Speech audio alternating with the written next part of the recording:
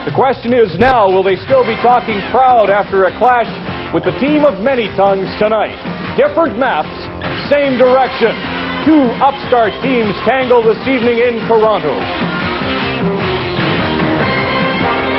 Good evening and welcome to Molson Hockey Night in Canada on CBC into the Gardens in Toronto. I'm Ron McLean as we welcome an audience from Alberta to the Atlantic to see the Jets and the Leafs collide for the first time this season. Their North rivals. This was a battle for second spot in the division. The two teams at 75 points going in there. Steve Chason shot redirected by John Ogrodnik. His second goal of the year made it 3-1 Wings in the second period. Dino Cicerelli then notches a pair. He's got 29 on the year. Steve Yzerman was the one with the beautiful pass on that play. Yzerman with 4 assists on the night. Detroit win. Especially from the blue line. We think about Phil Housley. Waddy has 74 points coming into this game. Well, you know, Bob, when you and I played, there was a rover. That's what Phil Housley is. He's right behind us. Coming, eh? All right, not here yet. Last night, everybody asked me about last night. Pretty tough. I could hear Brian Murray say, listen, we lose this game with 3 games on hand. We're finished. They come out with a fire in their eye. They were hitting, they were banging. No way Detroit was losing that game last night. And Toronto's missing 3 key regulars tonight, but one guy in uniform I know you like. Well, the Bomber's back, and I'm glad to see him back. I don't know why he wasn't playing last night. They'll be going tonight. Listen, Toronto's going to win this game tonight, even though Barry's mad at me saying that. There you see Ken Baumgartner, one of those he'll be trying to throw a little fright into his Teemu Selanne. 56 goals. Yes, up. It's great. Yes, it is great. Ty Domi even rooms with the guy, because when he rooms with the guy, he takes him around the streets, protects him too. Ty Domi, watch for number 7. There's Ty. Watch for number 7 too. Tayshuck, what a guy, a Boston boy. Of course, that's Teemu Selanne. You know I'm in charge of the pictures when you're on in the openings. You'll get your say in Coach's Corner, and after 40 minutes tonight, we'll deal with Doug Gilmour, so you'll want to tune into that, plus some thoughts about sports television coverage. But you won't like Don. Stu Calder as the Leafs and Jets do so next. After losing last night, the big game for them, the big game for Bob Essensa and the Winnipeg Jets. Toronto-born Essensa goes for Winnipeg tonight. He's played in 54 games for the Jets. His latest win, a big one, 5-3 over Edmonton on Thursday. Now, there was speculation that Pat Burns would split last night and tonight with his 2 goalies, but he's elected to go again with Felix Potvin. His goals against remains the best in the league, 2.45. Denny Morrell is the referee for this one. Dan McCourt and Mark Bynes are the linesmen. Steen, Solani, and Shannon starting for Winnipeg. Randy Carlyle and Phil Housley, the defenseman. The first stop of the game by Potvin, and it's shot to the line. McElwain, Pearson, and Clark. For the Maple Leafs, it's Clark with the puck, flipping it out over the line. On the far side was Pearson. Now from the Winnipeg blue line. Housley, body check, but he got the pass away. In on the wing, Shannon. He's covered. Back to the net and rouses his man trap. Here's Steen. Short side save by Potvin. Kept in along the boards, and the Leafs will come up with it and dump it down the ice. Very quick start for Winnipeg. Acer in there now. Carlisle tries to tie up his man Ellett. Let a shot go way wide of the net. And it's cleared to the blue line and out. Chuck, he tried a shot that's deflected over the glass and into the crowd. Well, the Winnipeg Jets still bothered somewhat by injuries. They've had more than their share of them. They're dressing 7 defensemen tonight. Randy Carlyle is playing in his 22nd game of the season. And they go with 11 forwards, and this is the way they start as far as the lineup's concerned. John Paddock, the coach, has got Zamnoff, Newman, and Boughton, all key members of their team that are injured. Newman and especially they missed. Randy Carlyle, I mentioned, 499 career assists, so he needs one more helper to hit the 500 mark. Krushelnyski, Polino, and Baumgartner, the Maple Leaf line. Borsato with Drews and Kitchuk for Winnipeg. They remain on. The Leafs changed up. And this is Todd Gill leaving it for Krushelnyski. Good move. Gets into center. He's got the wheels going. In there. And the shot. Essenson grabbed. Held on. Oh, what a rush by the veteran. He looked just like a rookie on that one. Boy, I don't know whether I've seen Mike Krushelnyski show that kind of speed He's had a fine year. He nearly got his 20th goal on that rush.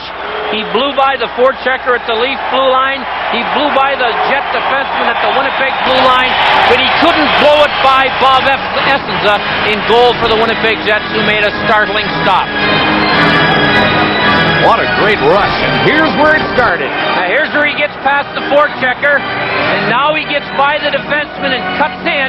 He can't quite get all the way across the net, and Essenza goes down and makes a big stop. I don't know whether Mike Krushelnyski was going to try to go across or just try to beat him. But Essenza outguessed him and makes the first big stop of this hockey game. Boy, he had some room on that rush when he got in front. And the rookie Keith Tkachuk hammers Mike Foligno, who was hunting for the rebound. Tkachuk one of 6 rookies on the Winnipeg Jet lineup. Mike Krushelnyski nearly scored an early goal for the Leafs, and they need some instant success. They had their worst game of 1993, I thought, last night in Detroit.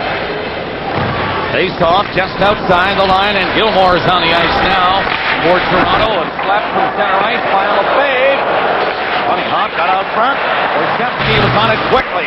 Back to the line it comes for Lefebvre's shot. That hit a stick. Domi got in the way of that one, and it went wide. He's keeping in. They keep the heat on Winnipeg now.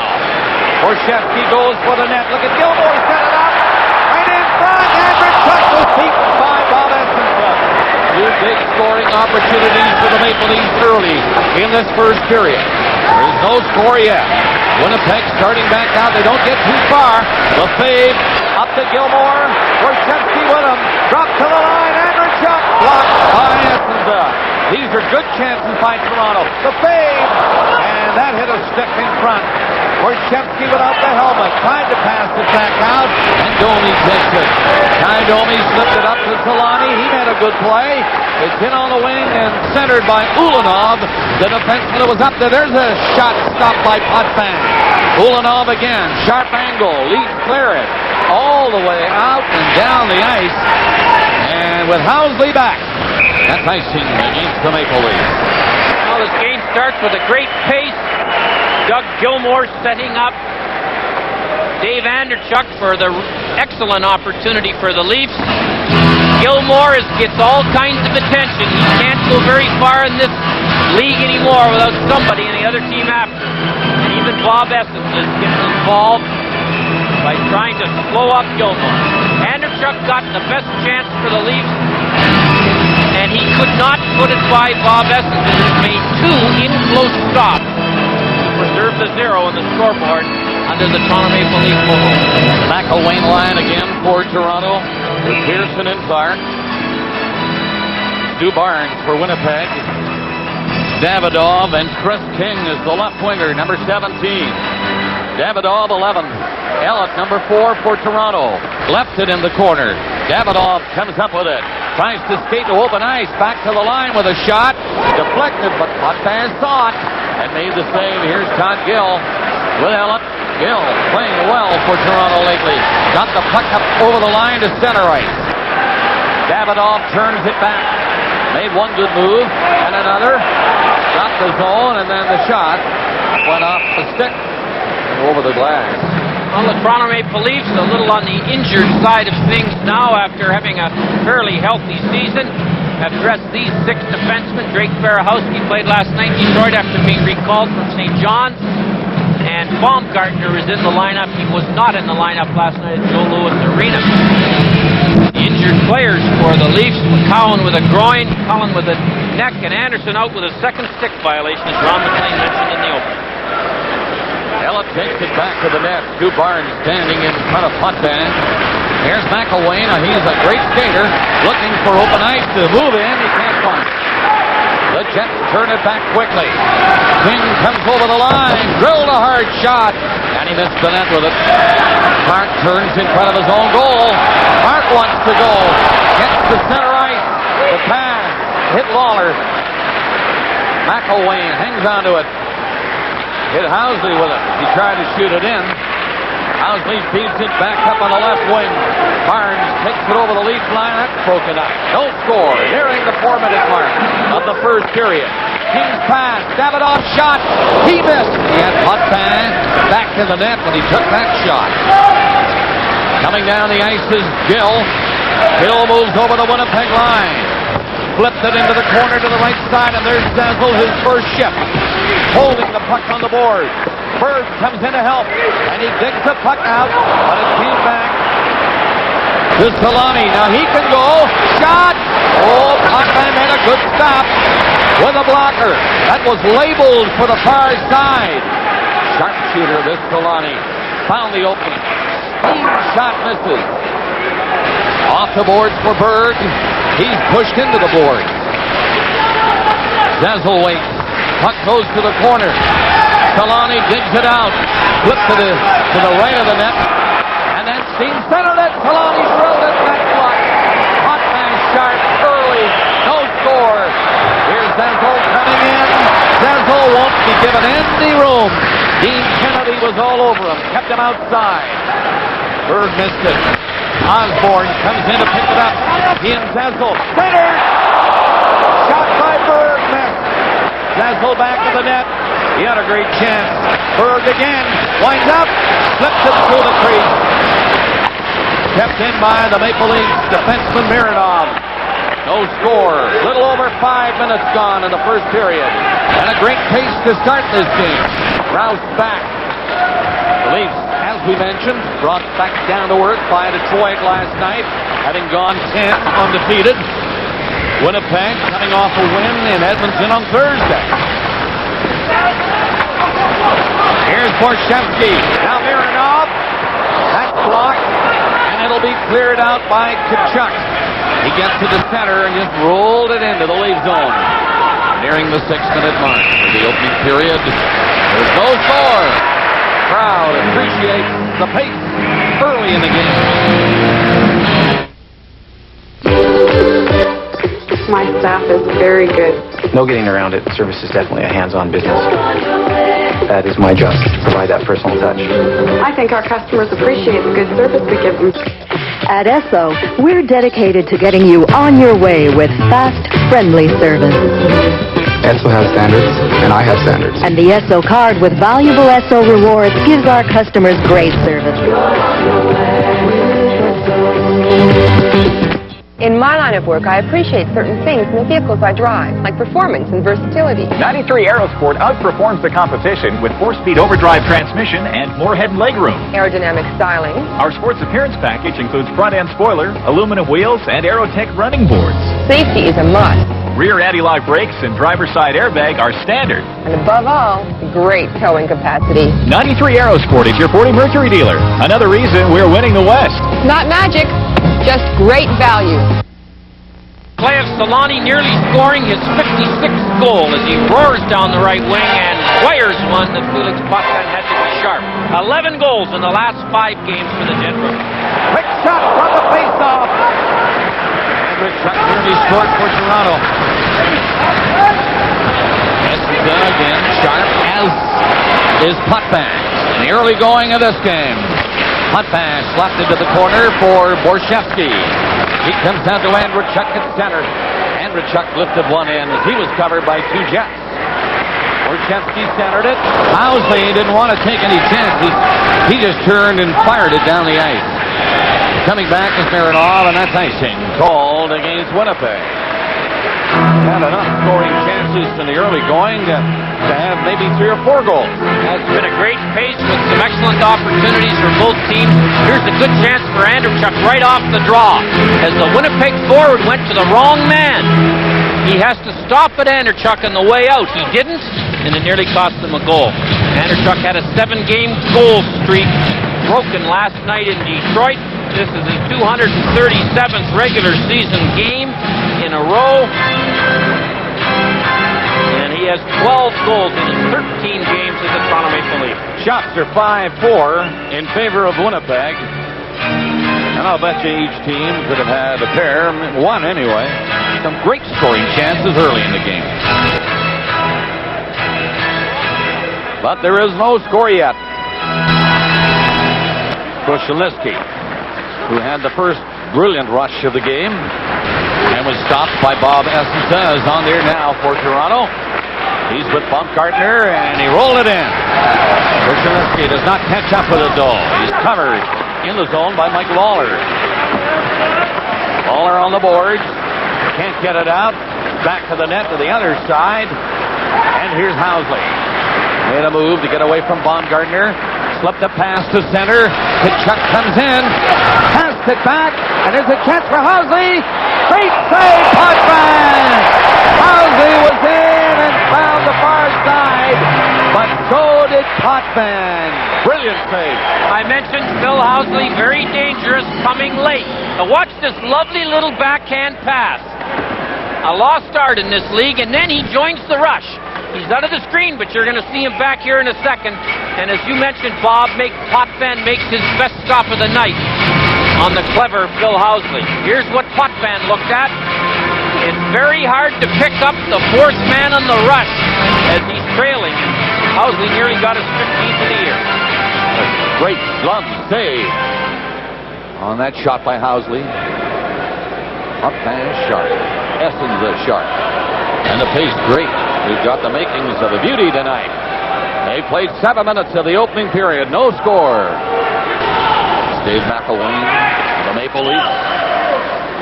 He has Clark, Kent Pearson, Barnes with Davidoff and King. So anything could happen. And the Leafs have to play an aggressive game against the Jets, but they ought to play it smartly. No unnecessary penalties. Now, Keith Tkachuk comes out on the left side. That's the Winnipeg line. Stu Barnes remains at center. Pearson was a little anxious. So was Drake Berehowski. His first shift of the game. Now they're ready. They think. Crowd getting on the linesman. Well, the linesman should make the Winnipeg player Barnes put a stick down first. They get it underway finally. Lefebvre ran into Tkachuk. And here's Berehowski. Comes to center and shot it from his own side of center. But Essen's missed the whole icing. Heavy hitting into the right of the net. Clark went in there and ran into Eakins. Lefebvre slipped the pass in back of the net, and Pearson is there. Has lots of time. Moved it out front. And the Jets were covering in front of Bob Essenza. Here's Davidoff fighting behind the play. And Clark is drilling the Winnipeg defenseman. It's Eakins. He had hit Eakins earlier. Hard hit. Eakins apparently must have come back looking for Clark, and he found him. Eakins, recalled from Moncton as free agent, signing by the Winnipeg Jets. He played in Moncton last year, and he took an awful wallop right here by Clark. And then 2 or 3 times after that hit, 55 Eakins and Clark tangled. And when they met after the puck left the Winnipeg zone, the skirmish started. And Clark, in about a second and a half, had Eakins down and pasted him a couple of times. Penalty to number 52, Dallas Eakins, 5 minutes for fighting. Toronto penalty to number 17, Wendell Clark, 5 minutes for fighting. Time 7:33. Dallas Eakins, 5 minutes fighting. For Toronto, Wendell Clark, 5 minutes fighting. Time 7:33. 7:33, the time of the penalties, the first of the game, and they are majors. Clark of Toronto, Eakins of Winnipeg. No score, nearing the 8-minute mark now. First period as Ellis shoots the puck from center ice. Coming back quickly. Darren Shannon can't get it out. Ellis gets the shot, but that's blocked. Now Zezel, he can't move in. Again, the Jets roll it across the line of center. Shannon has stopped there. Burke flipped it into Zezel. Did he miss? Essenza, however, was out cutting the angle, and he did not give Zezel much room. Back in there for Solani. Look out! The backhander is stopped by Potvin. Oh, what a great burst of speed by Teemu Solani. From the other side this time. Dowd is the right winger, coming down the left boards now again, and took a hit from Gill. 8.5 minutes gone, first period. They're still looking for the first goal. The Leafs dump it down the ice. Icing his way off. Pushing and shoving behind the play. Turning a little physical. Berg is bumped at center. Lawler shot one from there. A weak shot. Montman, no problem, decides he'd better go down on it. And it's the Jets, led by Keith Tkachuk, were in there quickly. He's got goals, and he nearly scores the first one of this game. He scored in 9 of the last 10 periods, and 8 in a row till the second period Friday night in Edmonton. And he's a rookie. Good. Lawler's shot. Hot pass, got that. Good play at center, 2-on-1. Borshevsky, Gilmore! Great save! Bob Essensa, Rob Gilmore. A brilliant 2-on-1 rush, a decent pass. Gilmore was in, but Essensa stopped him. Still no score, first period.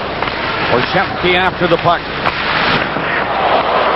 Here back of the goal, Lawler there, trying to pick it up, but it's to the line. Shot in by Rouse, a weak shot. Essensa will pull it in. There's going to be a penalty. Essensa pulled it in and smothered it. And there's going to be a Winnipeg penalty on that play. We'll take a break. Find out about that other game we talked about. Here's Ron. Okay, Bob, we're going to the Met Center in Bloomington. The Stars 6 points behind Toronto entering play tonight. They're hosting Montreal. The Canadiens draw first blood. That's Roberts to Jesse Belanger. His first National Hockey League goal makes it 1-0 Montreal. But just minutes later, the Stars draw even. There's Mike Modano shot. Dave Gagne pounces on the loose puck, beats Patrick Roy, and it's 1-1 in Minnesota. Minnesota had better watch it. St. Louis lost today. Look at this great 2-on-1.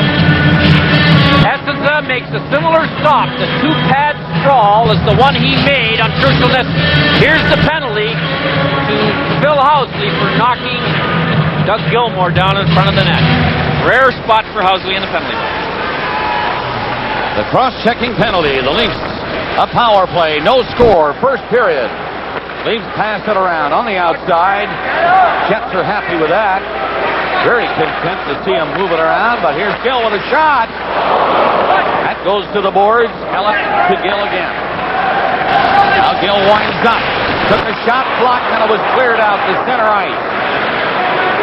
Fine play by Borsato. John Bruce back fast. Got it by Ellett at the blue line. The Leafs have to skate back on try. Drilled back in by Gill. 1:20 left in the power play. No score. Ellett coming up. Shot into the crowd. It goes as it was deflected by Kennedy. Well, Gilmore's a marked man. When you get 100 points, you are going to be a target for every one of the opposing defenders.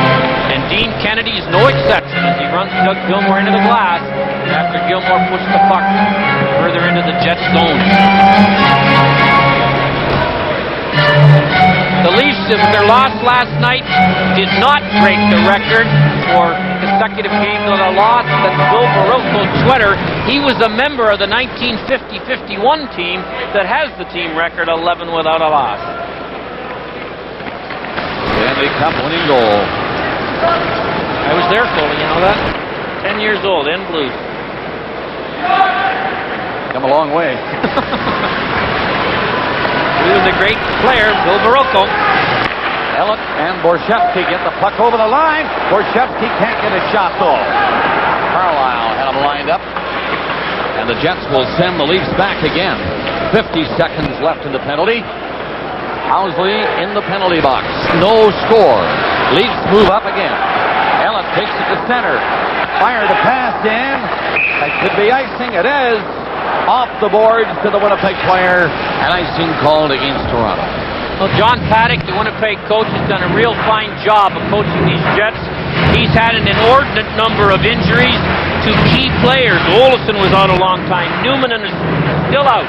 Boughton was out for a while. Zamnoff and Druce. A lot of broken bones and bad backs. And Paddock has managed to keep this team together and fairly well focused.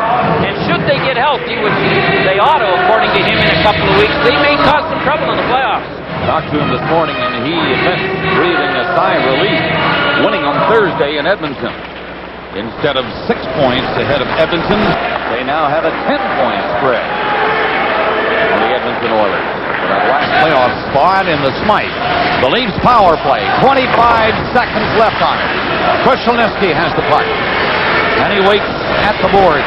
Steps in, passes off, gets in front. The pass came back by everybody all the way back to Potvin. 10 seconds left in the Winnipeg penalty. Housley ready to come out. As Mironov gets to center and ripped it in. Hitting the boards, and it goes around the net to the other side. The Jets will bring it out. Housley is on the ice, and on this rush, he gets the pass. Housley shot. Potvin a save. It's knocked away by Mironov. As the rebound was there in front for a split second. Now Krushelnyski. His shot off the stick of Carlisle nearly fooled Essenza, who's 15 feet out of the net. 8 minutes, 5 seconds left in the opening period. No score. The teams are at full strength as the Jets start back out to center ice. The pass by Ulanov to the left side. And taking over is Lefebvre. Can't move it out on the first try. So he leaves it for Zezel. Zezel comes back up. Long shot in. Trying to lead it in for Osborne. He was in the center. Zezel cuts. He scores! Zezel from Osborne. Bang, bang, play. And the Leafs lead 1-0. Peter Zezel gets his second point in this 15th game.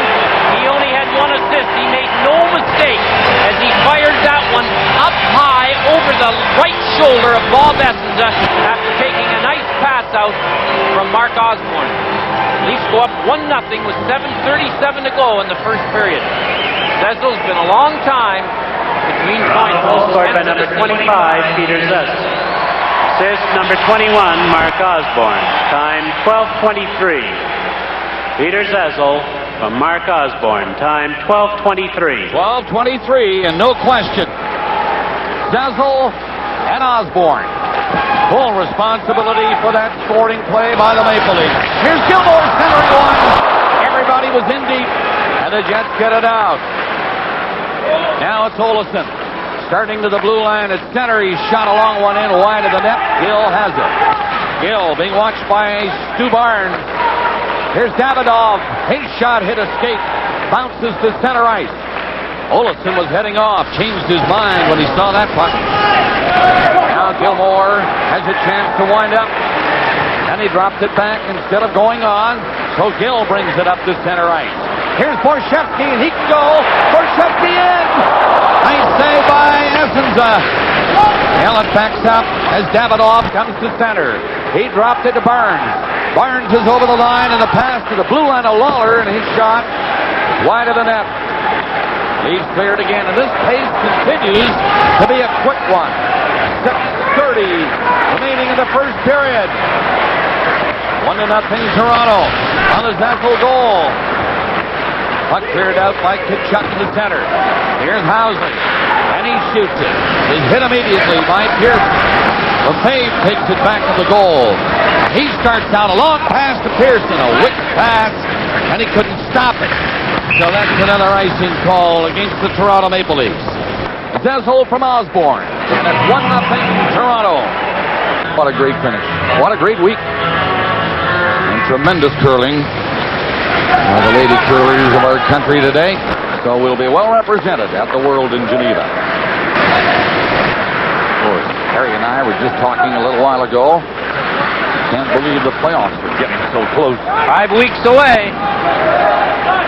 And we're talking hockey, of course, now. Well, let's get a curling plug, Harry. I know you love that sport. Here's Pearson. And he overskates the puck for the Leafs. Keep it inside the line. The pass, however, hit a skate. Clark was in front of the net alone. Orsato threw it into the Maple Leaf zone. 5:25 left in the opening period. 1-0 Toronto. Lefebvre leads this rush. From center ice, it was deflected and just wide, but offside at the blue line anyway. So it would have been called back. Coming up in our first intermission, of course, Don Cherry is in the coach's corner. And don't forget our hometown heroes tonight from Red Deer. Some famous people from Red Deer. And a very good... Wait, stop that, Dave.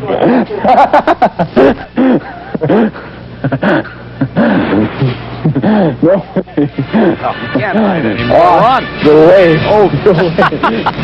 And we thought he was perfect. McLean from Red Deer. Hey, Grape? You like that? You like that, Don? We've got to tell you, he didn't know the first thing about it. He thought he'd burnt that tape. He got the extra copy. I'm not saying anything. The fear of the big one out of you or me, Harry. Play call. There's going to be a leak penalty. 5:07 left in the period, and the Leafs are leading 1-0, and Mironov is going off. Mironov gets a holding penalty, and the Jets get their first power play opportunity of tonight's game. They have 75 power play goals. Time 14:53. Look at the top of the frame there. You can see right there as he holds up Ty Domi, who's going in to try and recover a loose puck behind the Leaf net.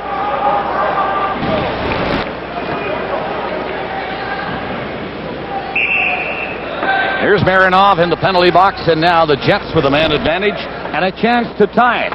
Steen, Solani, Tkachuk, they're up front. Housley, of course, is on the ice, and here's Olsen to Housley. Whipped it in for Steen. Back to the line. Olsen. Tkachuk rolled it back in front. It comes to the blue line. Olsen again. Shot deflected wide. Tkachuk to Steen. Steen waits to the rim of the circle. Stepping in. High shot off putt bang and the glass. The Leafs can't find it, though. Solani played it ahead. Tkachuk played it back. And the pass came over the line. Housley miscued, and it came out over the line. That's Osborne in for checking Housley. 1:25 left in the penalty to the Maple Leafs. Mironov. The Leafs are leading 1-0. Winnipeg on a power play, and they can't keep it in. They're offside. If he touches it, he does not. Allowing the Leafs to kill a few more seconds by shooting it down. That was Bob Brown. And it also allows the Leafs to change the penalty killers. 1 minute left in this power play for Winnipeg. And they can't get it going. Shot in by the Maple Leafs again. And Berg moves up. Berg all over Housley. Berg took the puck away from him. And now Housley takes it again. Back to the net. Housley brings it out. Fake the pass. Got away from Krushelnyski. A rather dangerous move, though. He was in there alone. Ellen left it in the corner. The Jets will pass it around. In back to the net. Shannon tried to center it. It's Krushelnyski. He doesn't get it out, but Berg does. 20 seconds left in the penalty. 1-0 Toronto. It is Shannon moving up over the Leaf line, and he dumped it in back to the net. Potvin was out to stop it. Comes all the way back to Olsen. Housley couldn't knock it down, and the Leafs can't get it out. Now it's Gilmore. He lost a chance to move it out. Olsen gets the shot. Potvin the save. The penalty is over. Mironov on the ice, and the Leafs on the puck, and they clear it a little too high. Came off the stick of Gill. Went over the glass into the crowd. 2:57 left in the first period. And Harry Neal in the gondola at Maple Leaf Gardens. Don Cherry, Ron McLean along with us. And they'll be on in 2:57 from now in our first intermission. Coach's corner. Ron and Don. Here it's 1-0. The Maple Leafs. And the goal by Zezel. Set up by Osborne. And again, the puck is souvenir on this Saturday night. Well, the Winnipeg Jets have got their hitting line out there. King, Eagles, and Ty Domi. Remember, Ty Domi was drafted by the Leafs and then traded to New York, and then from New York on to Winnipeg in the Ed Olczyk deal. He and King have given the Winnipeg Jets a real dimension in physical play that they didn't have before these two fellows arrived. And Ty Domi, usually makes his presence felt most nights. He sure did in the Big Apple and was very, very popular in his days with the New York Rangers. Quite popular now in Winnipeg, thank you. Jets trying to move into third place in the Smythe division. A point ahead of LA. They can win this one tonight. 2:35 left in the first period. Right now, they trail the Maple Leafs 1-0. And Gilmore comes in. Turns back. And a quick shot. Rebound! 2 big saves by Essenza. Andrechuk broke in on him. Got the first shot away, grabbed the rebound, and put that one on the net. Stopped them both. Domi given a bump by Gilmore. Gilmore fell on the puck. The referee standing right there. Signs to the big dot to the left of Potvin. No penalty, but a face-off coming up in the lead zone. We have another update. Ron. Thank you, Bob. We go to the Civic Center in Hartford. The Vancouver Canucks and the Whalers. It's the Whalers at home drawing first blood. Here's Yvonne Corriveau. He'll get it to Michael Nylander, and he scores his 5th on the year as he beats Kirk McLean. The Whalers are on a roll coming off a win in Buffalo. They lead Vancouver 1-0 in the second at Hartford. Bob Essens has been sharp in the goal for the Winnipeg Jets. He makes that first and then grabs the rebound off Dave Andrechuk. Andrechuk's a tough guy to handle going to the net. Only one goal in the game so far. That by Peter Zessel from Mark Osborne. For Osborne, his 300th career assist. 2 minutes, 5 seconds left. First period. Puck comes to center ice as Kennedy had missed it standing at the lead blue line. That is Borsato trying to bring it in the slot area. Back to Kennedy. He faked the shot, had Baumgartner fall, and Baumgartner gets up to get the puck. Put it back to the line, and it got out, back in again, so that's offside. At the Maple Leaf blue line, we have 1:45 left. The Leafs are playing their 3rd game in 4 nights. And Pat Burns was saying that he'd be very surprised if after the worst game he's seen his team play in a long time, that they didn't come up with a pretty good one tonight. And they have played a lot better tonight here in the first period than they played at any time last night in Detroit. After tonight, 4 of the next 6 games the Leafs play are on the road. Winnipeg Jets travel down the Queen Elizabeth Highway to Buffalo for a Sunday night game in the auditorium tomorrow. And with that Red win last night, they have a 2-point spread on Toronto now. Not much of a spread, is it? Detroit tied with the Leafs going into the game. Penalty coming up against Winnipeg. Now have a 2-point lead. Boy, Dean Kennedy bobbed through the best body check in a long time at Maple Leaf Gardens, and Ken Baumgartner, who usually delivers them, doesn't take them, took one along the boards. It was a perfect check. There's a penalty called on the play, but I don't know who it is. Baumgartner's waiting for the slow puck to come around the boards, and Kennedy meets him before Baumgartner was ready. 2 Western Canadian boys collide heavily, and Kennedy gets the penalty on it, perhaps for elbowing, maybe for charging. Baumgartner gets about 210 pounds right in the jaw. I think you're right. And the second one probably charging. Kennedy, 2 minutes for charging. Yes. Time 18:32. At 18:32. For charging. Well, you know, if you're a coach, you will be a lot less unhappy about a penalty like that than you will for ones that are hooks and holds in the offensive zone or retaliatory penalties. I'm sure John Paddock would like to see a little bit more of that. Tampa Bay giving it to Calgary in Florida. And they have been tough to beat. They beat the Montreal Canadiens last week there. Reese is in after Vernon started. We're having a conversation here about where the face-off should be. Winnipeg is lobbying to get it outside the zone, and the Leafs are saying it should be inside. The Jets win the argument. The Leafs are on the power play. And it's their second of the night. The goal they had scored was even strength. So then they're 0 for 1. And Morrell now is trying to get everybody organized and move the Jets. Paddock made a late line change. He tried to get number 15, John Druce, out there after that long delay. And Denny Morrell, the referee, wouldn't go along with it. So Borsato is back out with 1:28 left. First period. Borsato won the draw. Kicked it back, and it's cleared the length of the ice. Toronto 1. Winnipeg no score. Leafs power play, led by Gill. To center where he shoots it in. Hustling back is Ulanov. He put it high on the glass, and Gill will stop that. Ellett now. A pass into the side of the net. Gilmore drifts back out with it. Gilmore put a pass in. It is centered. Gilmore can't catch up to it. We're in the final minute of the first period. Borshevsky in on the board. Gilmore back to Ellett. Ellett gets set. No shot. Gilmore might shoot it.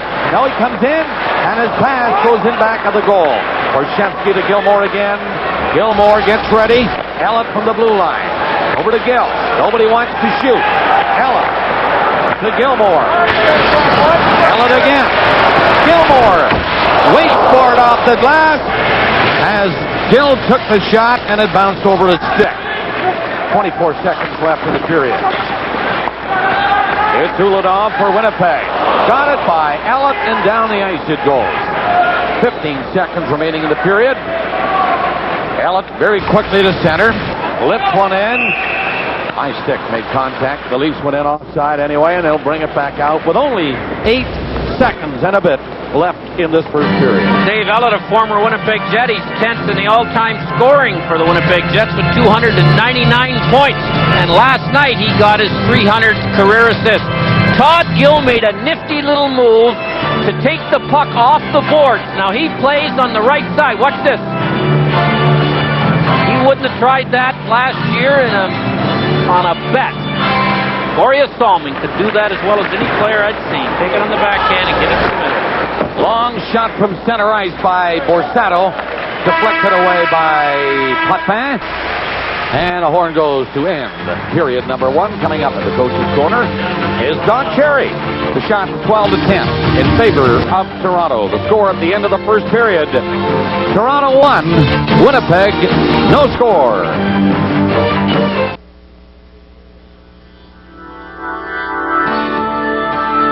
There are differing opinions on what it means to be Canadian. But the classic definition is as follows. To be Canadian, you must be clean, cold, and crisp.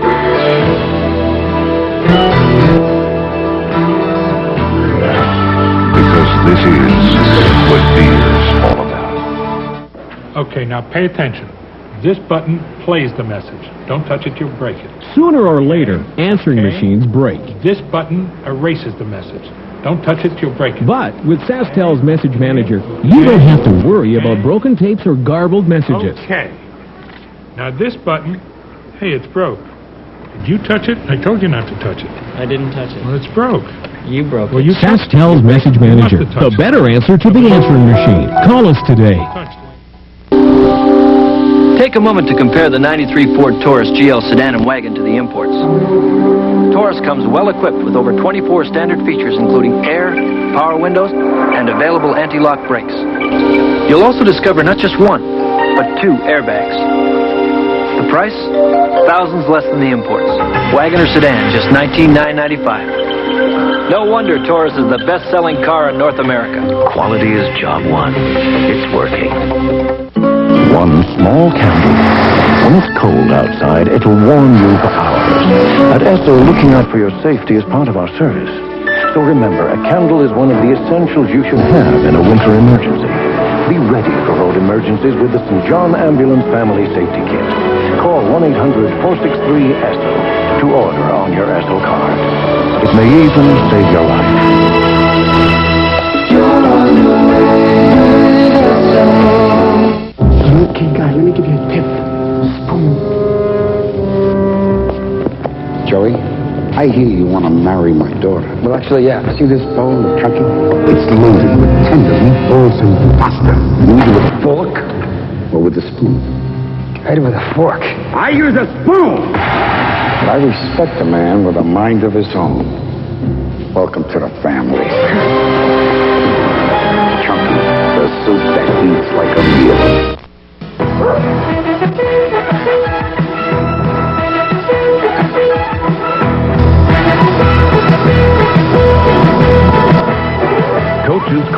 with Don Cherry is brought to you by Pepsi. Gotta have it. Good question. I think people today finally realize that these are the serious 90s. Kids today have come to accept that this is a time for introspection, moderation. You can just witness the new emphasis on discipline everywhere you look. That's the way it is. Isn't it? I'm not making this up. Listen, a lot of research went into this.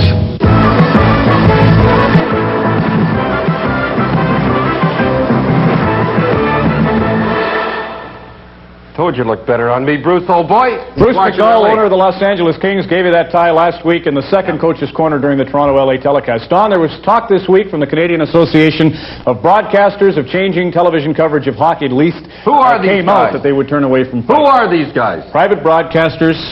Group put together to try and provide a code of ethics with regard to you know, this is a funny thing. It's not, we're socialists. We're not quite communist yet. They're going to tell us what we can watch and what we can't watch. No, they won't go for that. No, wait, okay. They won't. Well, they're going to... It was talked about. All right. Here's the thing. Here's the funny thing. In the Toronto Star the other day, they had it front page. They had, fans react. Broadcasters. And they had Ken McKee, #1 guy. Not only the front page, but the back page, right? And we're having a telephone, Paul, to see about this violence.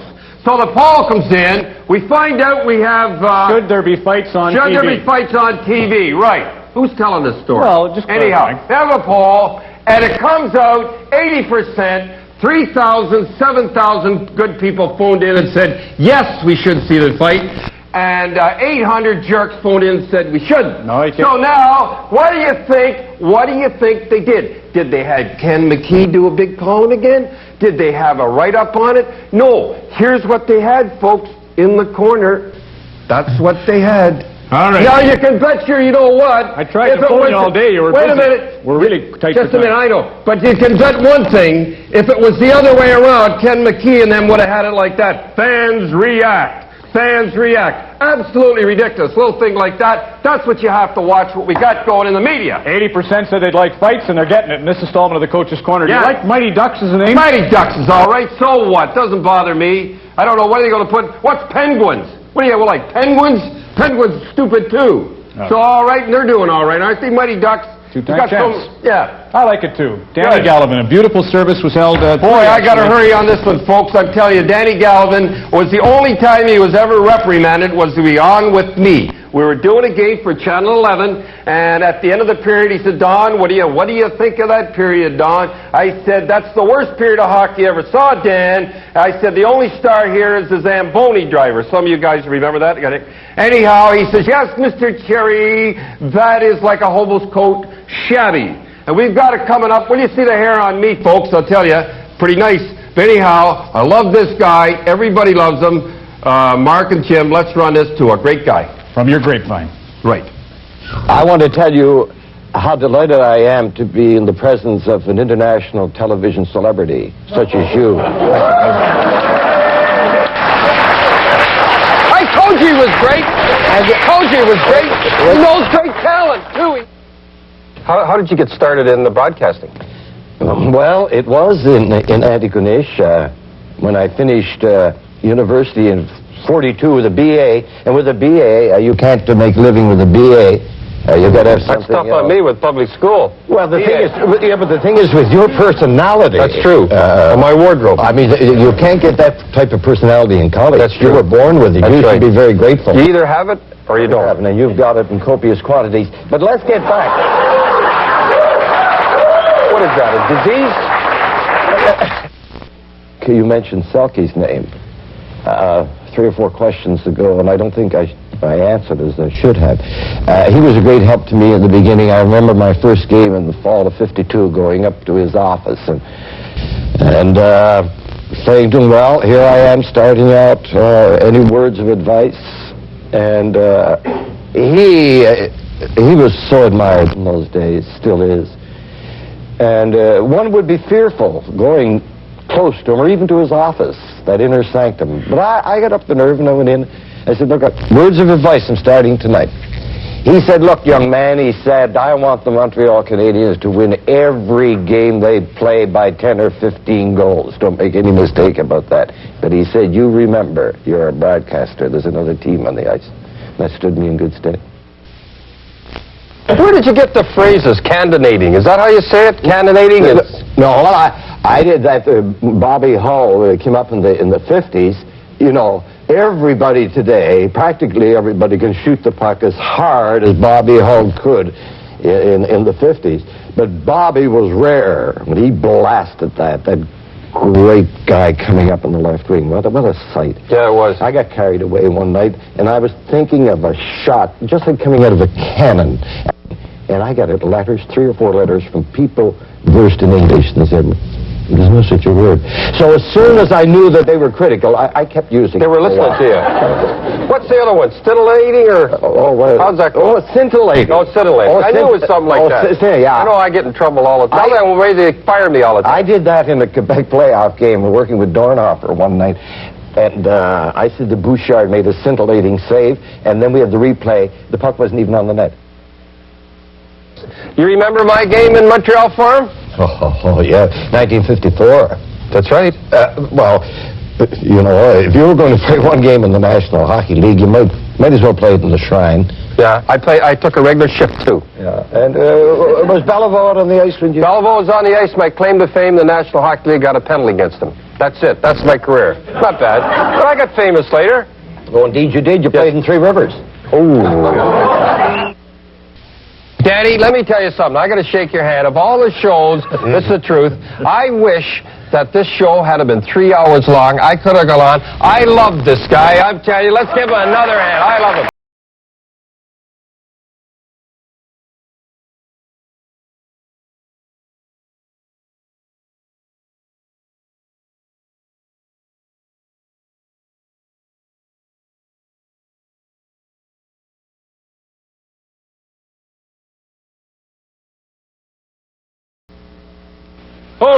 Beautiful Red Deer, located in central Alberta, equidistant between Edmonton and Calgary.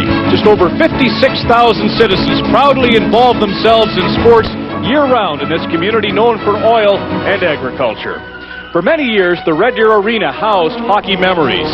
Today, the Western Junior Rebels reside at the grandiose Centrium. They're in their first season in the league and are coached in part by Mike Moeller, a former National Hockey Leaguer who looks so sharp behind the bench. Mike, of course, played alongside his brother Randy with junior teams in Red Deer. There he is with the Moose Chiefs, the Bantam squad. They went on to play for the Red Deer Rustlers. In fact, in 1980, captured the Centennial Cup along with 3 of the Sutters, Rich, Ron, and Brent. The family contributions from Red Deer also include the Wesleys, Glenn, and his older brother, Blake. North Star defender Mark Tenorti set the standard for excellence at an early age with several local champs. There's his wall of fame, and here's the one that belongs to Bill Sr. and Bill Jr., the Ranfords, another proud Red Deer family. All who, like me, have been lucky enough to live in Red Deer, Alberta, know of it as a great hockey community. Tonight, it's on Ford's Hometown Heroes, brought to you by Ford of Canada. Slapping at it is Lawler, and he's successful in clearing it off the boards down the ice, where Todd Gill takes it behind the net. 7 seconds left in the penalty, and the Leafs get it up to Borshevsky, and it hopped away from him. Now Kennedy is back out of the penalty box, having served that minor penalty, and Lawler is in with a shot that's deflected high into the crowd.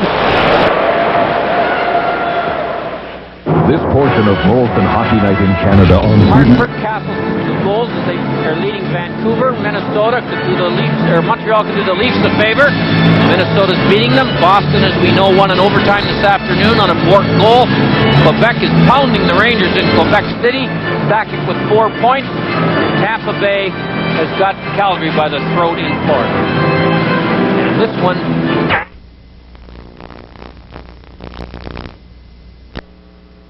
.23 of the first period. Mark Osborne set him up for his 300th career assist.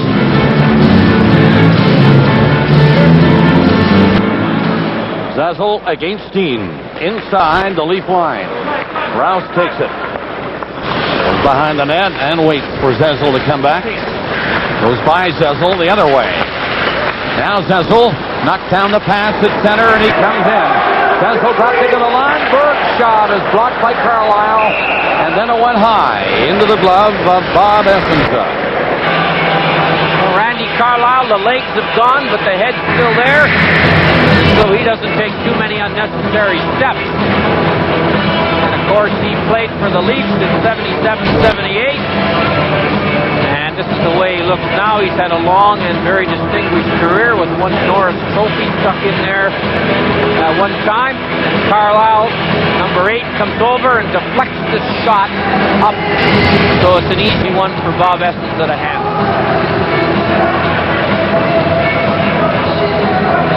McElwain for Toronto. Hart and Pearson. Borsato for Winnipeg. Bruce and Tkachuk. Long shot in there, blocked in front of Essensa, and is poked to center ice. Shot in by Bruce. Tkachuk moving along the boards, but it goes away from him. Back to the net for Rouse. He tried to hit Pearson, missed him, and it's icing called against the Maple Leafs.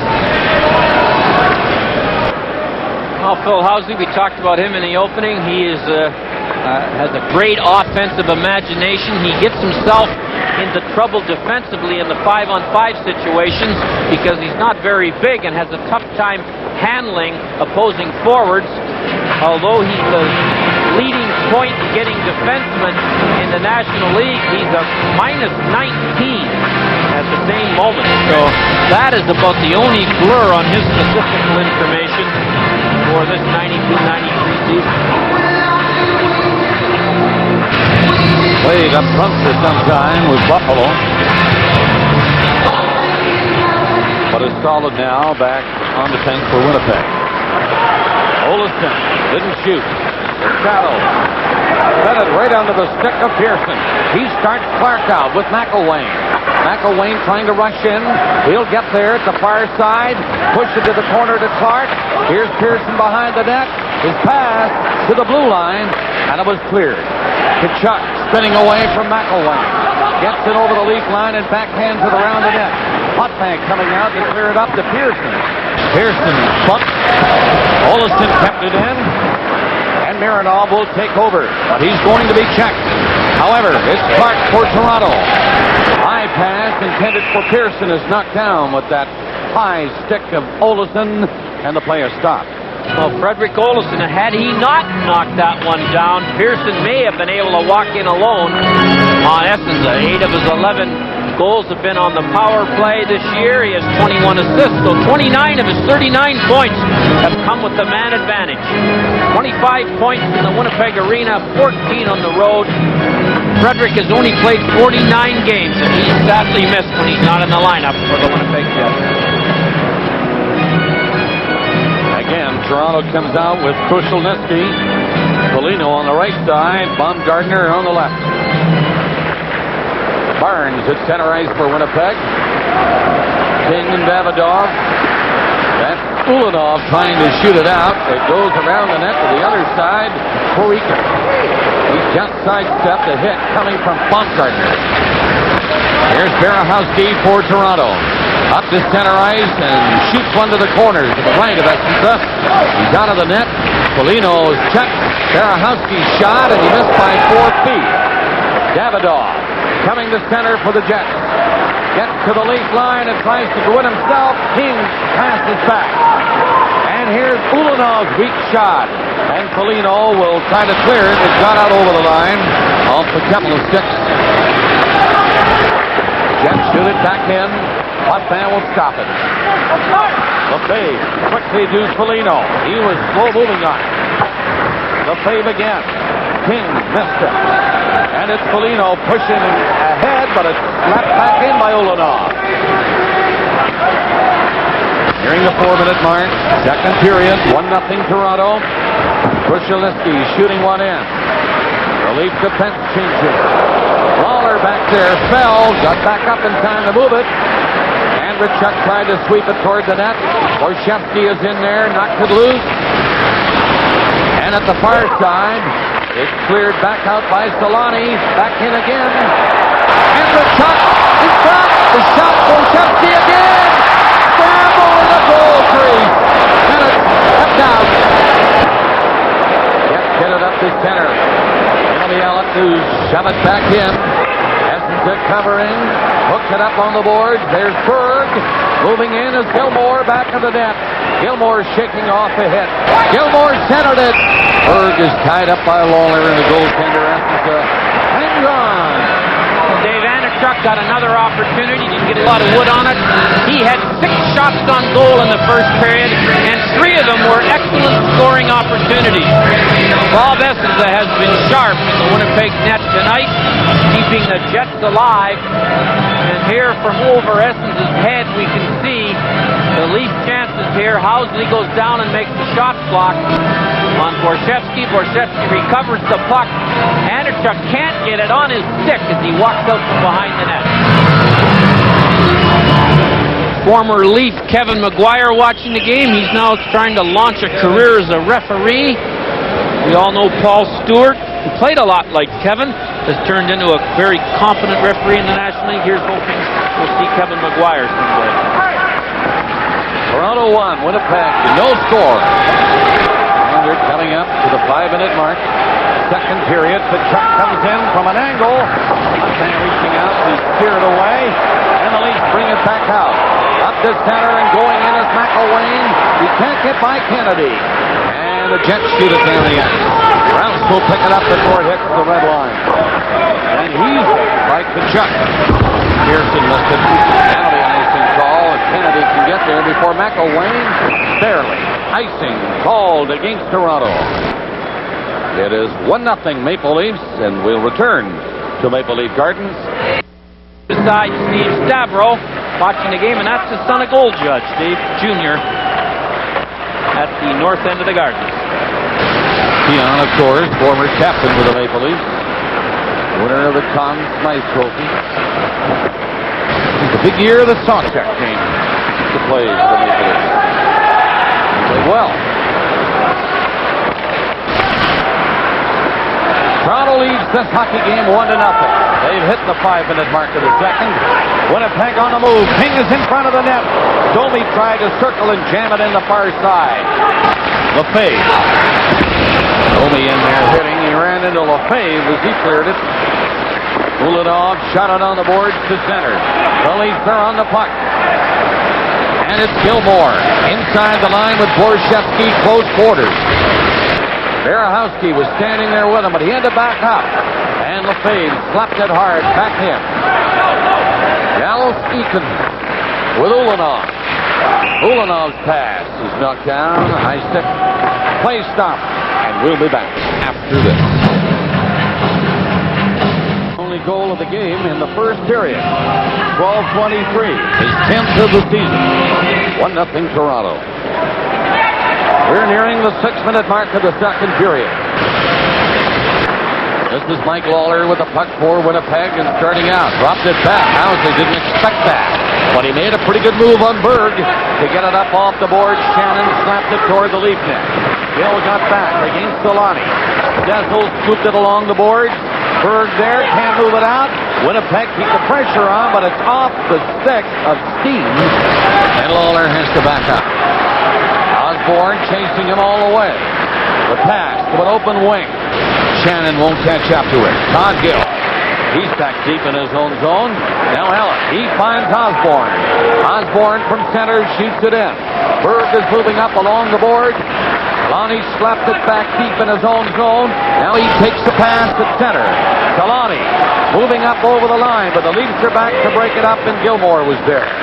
Osborne off the board. The bank intended for Berg. It didn't work. And the Jets bring it back in. Burns slapped it toward the net. Gill was standing in front of the net. Gill, right wing pass to Gilmore, too far, but he caught up to it. Gilmore coming in, dropped it back, and he missed Osborne, or Krushelnyski, as it was kept away from him. Jets go offside, but the play will continue as they get back outside the blue line. It is Gilmore again. Up for Foligno. That does not work. Jets checking more closely now. Only one goal in the game. very fast-moving first period. Pace slowed a little bit here in the second.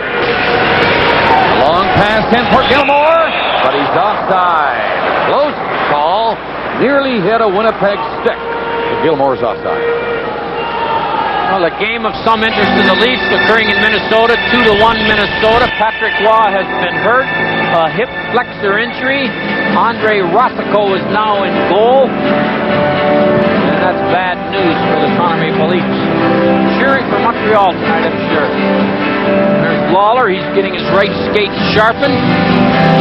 See, he's one of the many players in the National League that do not wear socks.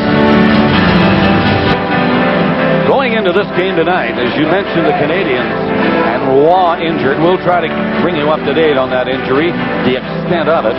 The Canadians first overall with 88 points. Pittsburgh 84. And the Penguins have been having a tough time lately. We're nearing the 8-minute mark of the second period here at Maple Leaf Garden. Off goal with Harry Neal in the gondola. Ron McLean and Don Cherry, the Hockey Night in Canada crew. And the Leafs are after the puck in the Winnipeg zone. Pearson takes it back to the net. He comes out with the pass, but McElwain was tied up in the crease. Kachuk tries to barge in, and he is stopped in his tracks. Crowd calling for holding, but the play goes right on. And it's Pearson being flattened. The Jets trying to tie the game here. Rouse hits Kachuk. Kachuk hit him back. Ulanov comes in to hit Pearson. McElwain flipped it up to center, and it's flipped back in by Drew. Hotbank covering up, taking it off the board. Leads back. Nearing the 9-minute mark of the second. The pass to McElwain, and he's nailed at center ice. And here's the penalty called against Winnipeg. It's a hooking call against the Winnipeg Jets. Leafs in a power play when we get back.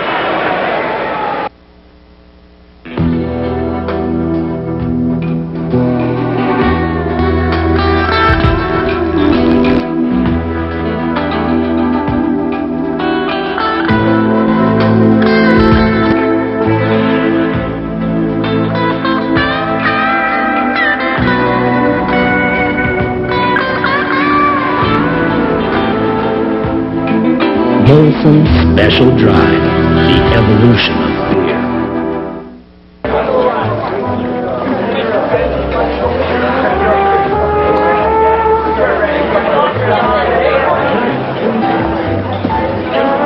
Ever get that feeling you're in the wrong commercial? Introducing the new Colt, the affordable import that reflects the lifestyle you've always wanted. Your own. The new Colt from Chrysler. All you have to do is drive one. Mike Eagles draws a penalty on this neutral zone hook right here on Dave McElwain. 11:41 to go in the second period. 1-0 Leafs, and they're on the power play. 0 for 2 tonight in that department. And it's Todd Gill quarterbacking at the blue line. The shot, a quick one, hit a leg in front of the net, and the Jets will send the Leafs back. Leafs at Ellett and Gill, Borshevsky, Gilmore, and Andrichuk. 1-0 Toronto. And they move up. Ellett to Andrichuk. He was behind everybody. Couldn't get the pass, though. In essence, it has to slow the pace again. There'll be a face-off to his right. Now the Leafs are playing a much better defensive team game tonight. Winnipeg's a lot like Detroit, a dangerous group of offensive players. Bob Rouse makes a nice play right here on the Winnipeg forward. The puck gets past him. Rouse pays no attention and takes the man. And Mironov, exactly the same play as he does his job. A pair of Leaf defensemen who are in sync tonight. Leafs with the extra man on this power play. Everybody up with a minute 36 left on it. The penalty to Eagles for hooking. Carlisle, no problem, finds the opening to clear it. Sending Gill back. Ellett remains on. No change up front. Gilmore, Borshevsky, and Andrichuk. Andrichuk cruising the blue line near the Winnipeg zone all alone. Nobody saw him.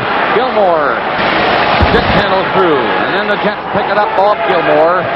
And it was shot down the ice by Shannon. He's going off. 1:09 left in the penalty. Ellett comes out. Hitting Borshevsky on the right wing. Here's Andrechuk. Andrechuk is tied up.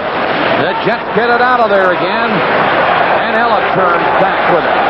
Crowd restless now. They want more action toward the Winnipeg net. Borshevsky can't get a pass by Carlisle. And he's going to clear it down the ice. Carlisle heading off. Some pretty good penalty killing by the Winnipeg Jets. 40 seconds left in that penalty. The Eagles 1-0 Toronto. Leaks have changed. Mironov, Ellett remains on. Mironov, the other defenseman, and here's Clark. Krushelnyski couldn't get the skate on the blue line. And he's offside. The Leafs having an awful time on this power play getting the puck into the Winnipeg zone. They seem to be reluctant to shoot it in, and Winnipeg won't let them carry it in. And we've seen a couple of pucks stripped from the Leafs. And the expression on Pat Burns' face tells you all you want to know about how poorly the Leafs power play is played with 27 seconds left in this penalty to Mike Eagles. And from this face-off, the Leafs are going to be sent back over center again. Mironov put it up for Ellett. He had to poke it into the corner. Krushelnyski can't get there quickly enough. Swept away from him the second time. And it's shut down the ice by Housley. That'll kill the penalty. Only 6 seconds left. Penalty to Eagles. So before the Leafs get to center, he'll be out of the box. He is out. And Krushelnyski shoots it in. The Jets back, having killed off that manpower advantage. And they still trail by just the 1 goal. Zezel scored it at 12:23 of the first. Pearson ahead to Clark. Clark and Pearson coming in. Hard shot by Clark. And Essendon for sure playing solid goal for Winnipeg tonight. He moved quickly to stop that one. Did Wendell Clark ever give the how do you do to Ulanoff before he got the shot away? Wendell not known for his great stick handling, but Ulanoff came out to take Wendell out, and watch the move he makes on him. A quick little move right there, and that allowed him to get to the top of the circle. Clark tried to beat Essendon on the short side, but no such luck. Hotman, the other end, is having quite a time of it here in the second period so far. Winnipeg has not had a shot on goal in this period. Well, when Paddock saw Ulanoff miss Clark, he pulled him off the ice. Total shot 14-10 in favor of the Maple Leafs. There's the move I'm talking about right there. He just snakes by him, gets into the top of the circle. Look where Essence is, though. Boy, there's not much net in the line of vision of Wendell Clark. A little bit on the short side. Clark thought he might hit it, but Essendon had the glove there. Good save by Essendon. Shot by Rouse. Ricochets off the leg. It's Berg trying one. Butterfly stop. Here's a loose puck off the goal post. Zezel nearly had a second. It hit the post. Little Leafs come close. The Jets regroup and get it out over the line. Steen passing off to the far side. Olafson trying to bring it in. He's tied up in front of the net, and it's cheered to Berg, and he was checked to center ice. 8:45 left in the second period. Toronto 1. Winnipeg nothing. Puck is shut off the boards. Comes back out over the line. And near center is Olafson. He brings it in on goal. Can't get a shot through. Not cleared. Still in there. Berg comes back. Trying to tie up his man. He's Kachuk. Kachuk picked it loose. Then chased it. Kalani is covered. And Lawler turns back at center ice. Pass ahead by Housley. And Leafs will take over in their own zone. 8 minutes left in the second period. 1-0 Toronto. Here's Krushelnyski moving up, taking the shot. He's going around the net with it. Krushelnyski tied up. Shakes off that check from Housley. Left it in the corner. Foligno comes in to dig it out. Foligno played it off the boards. It hit a skate. Clark was there, and it was Clark The puck hit. Ellis kept it in. Not for long. Shot to center ice. Barnes trying to go in. It is centered. Here's a chance. Ripping the shot high with Davidoff. Good chance for Winnipeg. But Davidoff shot it high. They go in again. Barnes and Davidoff. Hot band like that. Rebound is there. And the Leafs hang on. They do not get it out right away. Hill moving back to the net. King was hit inside the line by Foligno. King didn't like it. We'll watch that as play develops to center and rolled into the zone by Ellis. Foligno now going off. 7 minutes remaining in the period. Long pass through center ice. Davidoff turning around with it. Coming in with King and Burns. Davidoff stick handling in there. Trying to drop it back. And the Leafs hand Chuck stopped it but couldn't get it out. Kept in by King. Leafs come back on the ice. Led by Gilmore again. Gilmore ran into a stone wall. Ulanov stood up to him. Shannon shot it around the net. It comes out over the line to center. And Berehowski will rip it back in for Toronto. There's Borshevsky on it, and he backs off. Saw a hit coming. Eakins had him lined up. Shannon takes that pass neatly. Comes in over the line, and Ty Domi won't get a chance to play it. Potvin caught it high, and he held on to it. 6:12 left in the second. 1-0.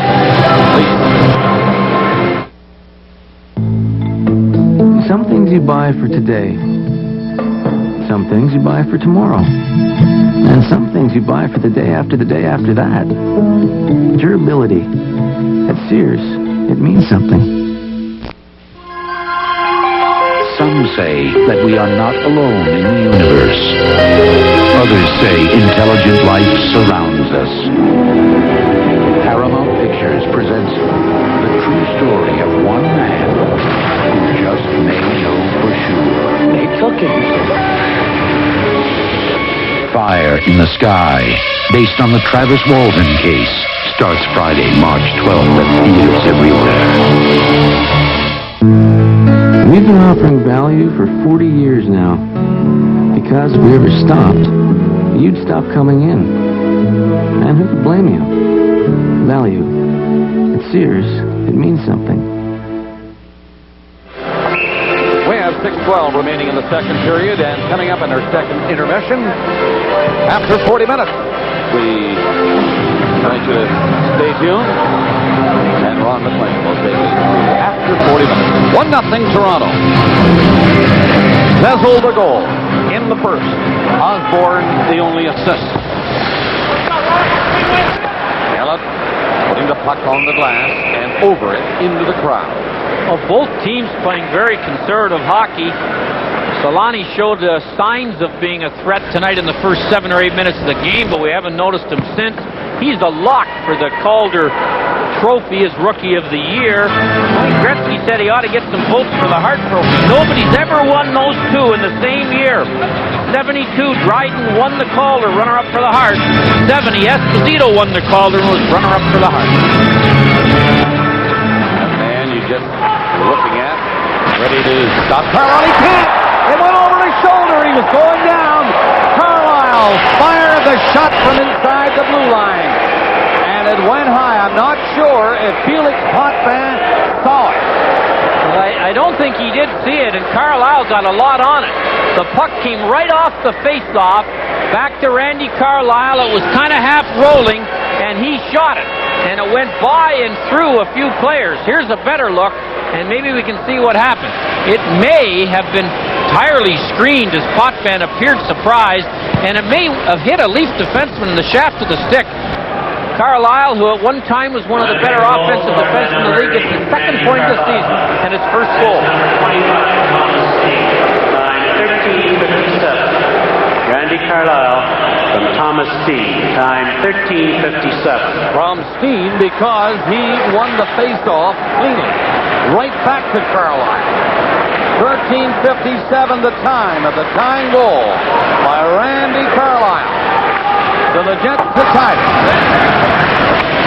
1-1 now with 5:40 left in the second period. Shannon flipped it over the line. It is Marinoff for Toronto to McElwain. McElwain coming in. Drop back to Pearson. Bullet shot. Stop. Good save by Essenza again. He kicked out the right pad and made a big save on that hard shot. Leafs keep it in. Rouse drilled one wide.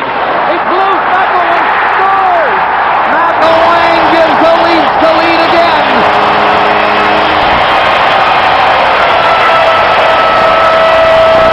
Dave McElwain, one of three former Jets in the Leafs lineup, took a pass that came off the end of the rink. Pearson takes an awful wallop in the corner there. The puck goes back to the point. Bob Rouse misses the net. But it comes back past two players right to McElwain, who puts it in with 5:15 to go in the second period. The rebound off the end of the rink. Essenza falls and misses stopping the rebound coming off the end of the rink and then can't recover. He did get his pad on it, but not enough. Number 7, Dave McElwain. Assist number 3, Bob Rouse. Time 14:45. Dave McElwain from Bob Rouse. Time 14:45. 14:45, the time of that go-ahead goal by McElwain. Rouse got the assist. So it is now 2-1 Toronto. Jets fighting hard to tie it, and they did. And then the Leafs got that goal. Carlisle had tied it for Winnipeg. Winnipeg looking for another tying marker here. The puck is shot in wide of the net. The Leafs do not clear it. It is Rouse trying to shoot it high, and he does this time, and it goes all the way down the ice. The goals 48 seconds apart. First Carlisle tying it at 1, and now McElwain 48 seconds later, and the Leafs are ahead again. Well, earlier in the shift, Bob Essenza made the best stop of the night by either goalie when he stopped Pearson, but on this one, he lost his footing and then couldn't stop the rebound off the end of the rink and was in no position to handle the McElwain shot. A little bit of luck on the Leafs' part and not a great play by Bob Essenza, who I'm sure would like to try to stand up and stop that rebound coming out if he had a second chance. He has been sharp tonight. 17-12 the shot. Winnipeg a pretty good offensive team. The Leafs doing a wonderful job so far keeping the chances against down. Allen back to the net with 4:30 left in the second period. And his team up on Winnipeg 2-1. Gill forced to come back again. Davidoff in forechecking. Gill sidesteps him. Put a nice pass ahead to Gilmore. He lifts one in wide of the Winnipeg net. Slapping at it is Ulanov. Leafs keep it in. It's centered. Koshalinsky at the side of the net. Now back at the goal is Gilmore up front. Travel score! Polino! And it's 3-1 Maple Leafs. Well, you can tell Mike Polino, who's playing his second game after sitting out 6 in a row, hasn't been able to practice that famous jump because he went down after he scored the goal. A lovely little pass here from Doug Gilmore to Polino, who maneuvers in position to make the shot and makes it 3-1. Here's a better look. Polino makes the play to step into the opening right here to get the chance. And on a little short 6 or 8 foot pass, he puts it by Essenza, and there's the jump, and he falls to get a 4.3 on the jump, but a 10.0 on the goal. That's Gilmore's 800th career point. 102 on this season now. Gilmore assisting on Polino's goal. Koshalinsky also drawing an assist. 15:59, the time of the goal, giving the Leafs a 3-1 lead. And the second period winding down. McElwain trying to stay on side. Can't. Doesn't matter. It was cleared down the ice by Olesen. All the way down the ice, and Mironov takes it behind his own net. 3:20 left for the second period. The Leafs are up 3-1 down, coming out again. Mironov pokes it down on the left side for Rouse, who shoots it in. There's Clark. He can't find it. Kennedy takes it for Winnipeg and fired it off the glass, and it gets by the defenseman down into the Maple Leaf zone. 3 minutes left in the period. High pass knocked down by Pearson. He lost it. Kachuk shot it in. Pearson hit him. He did. Kachuk hit him back. Clark hit Kachuk. They're having words. And they're still yapping as they start now to move away. Kachuk and Pearson at the far side might drop the glove. I don't know. Shoving, pushing, talking, nothing. Ty Domi and Pearson talking it over after Clark and Kachuk nearly got going.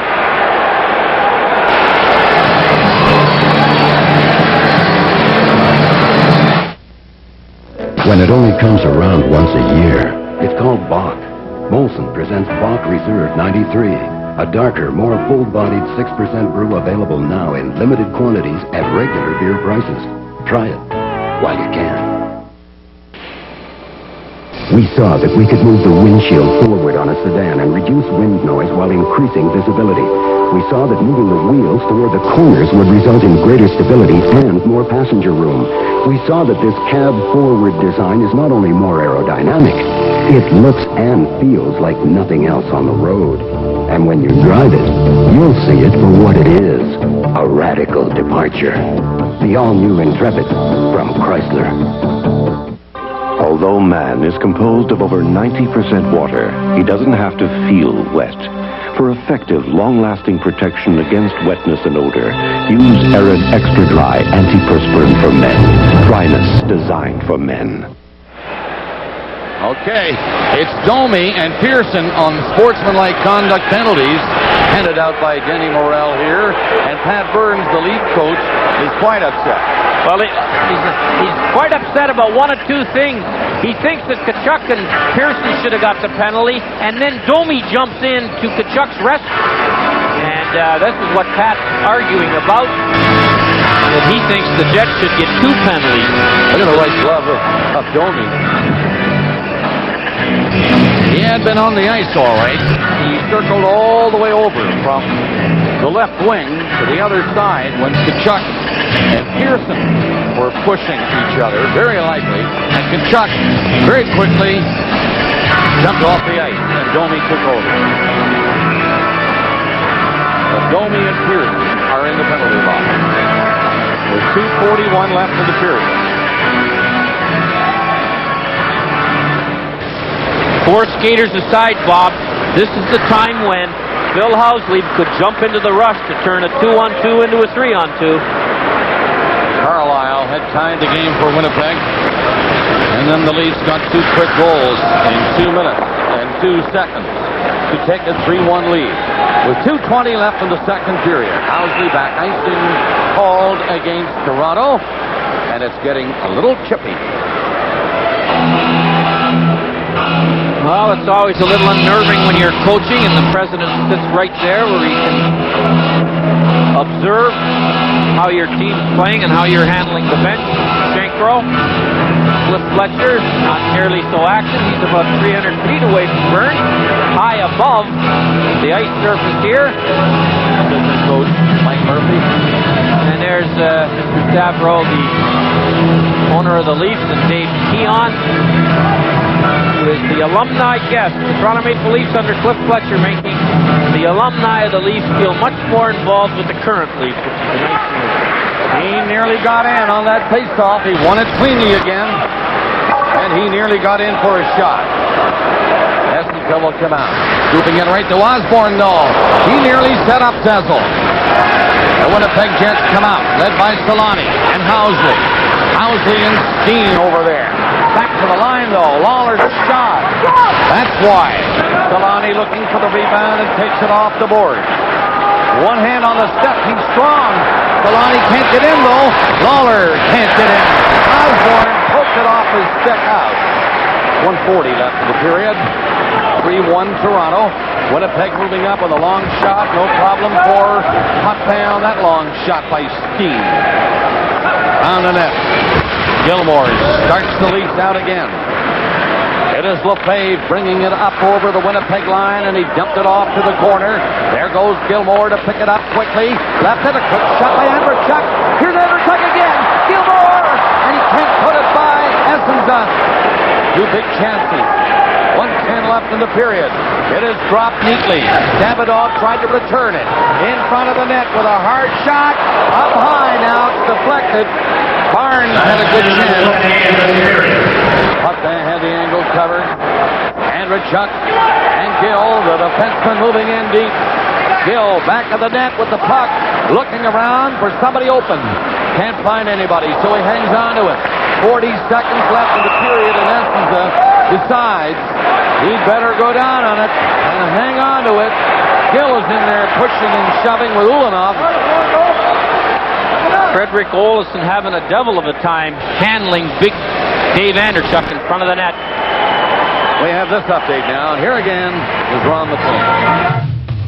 Thank you, Bob. The Montreal Canadiens and Minnesota North Stars at the Met Center with the 2-1 North Stars. Here's the equalizer by John LeClair. Brian Murray and the Red Wings are in town. Brian sitting with Serge Savard watching this one. 2-2 in the second period in Bloomington. Dave Andrechuk, a tough guy to handle in front of the net. Frederick Olofsson, number 4, does his best. They both go down, and then Olofsson tries to take him again. It's hard to tie up that guy's stick and take that big long reach away from him. He's well over 200 pounds, and that's one of the longest sticks in the National Hockey League. He had 2 great chances to score for the Maple Leafs on that last skirmish. 42 seconds left in the period. Pearson and Domi will be out of the penalty box as they drop the puck in. They're back on the ice. Domi tap one at center, and it goes up over the line. He and Pearson collide and then skate their own way. It's inside the Winnipeg line again. Pearson in there bumping with Lawler. There's Domi going after the puck in his own zone. Slapped the pass to center ice to Eagles. Eagles tries to go for the net, but Rouse has that figure. It is centered, and Gilmore around the net with 14 seconds left in the period.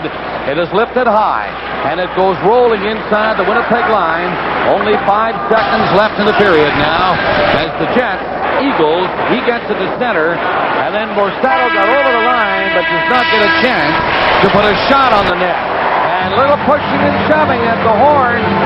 Domi is in there again, and it was Pearson. He and Domi were having quite a few words, so this may not be over.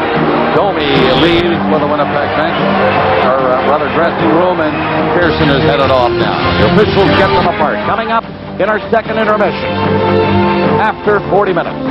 The score after 2 periods here in Toronto, the Maple Leafs 3 and the Jets of Winnipeg 1.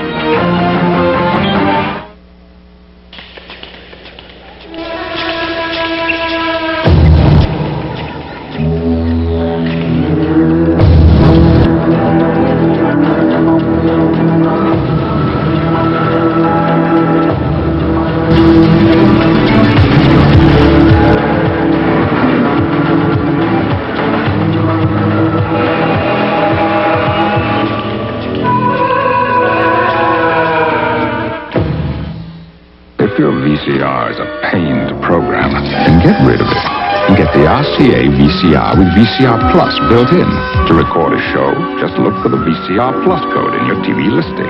Then punch it in. It's as simple as that. So if you had it with your old VCR, get rid of it and get the new one with cable box channel control. The first VCR that changes channels on your cable box. Finally, a VCR that everyone can program. I'm going public. I watch primetime news at 9 o'clock on CBC every night. It's, to me, the best news on television. So I watch it, and I like Peter Mansbridge very much. Satellite was launched is a story in itself. He's really good at what he does. I'm Peter Mansbridge. He's also cute. I'm sure most broadcasters wouldn't want to be known as cute, but I'm sorry, he's cute.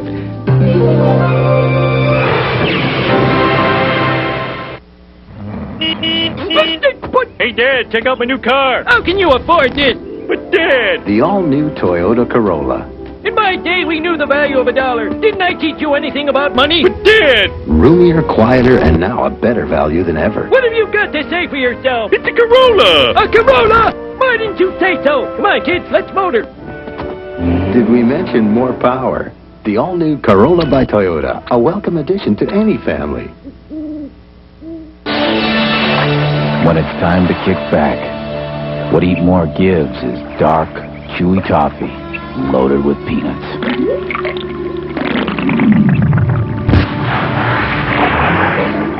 Real chewy and not too sweet tasting.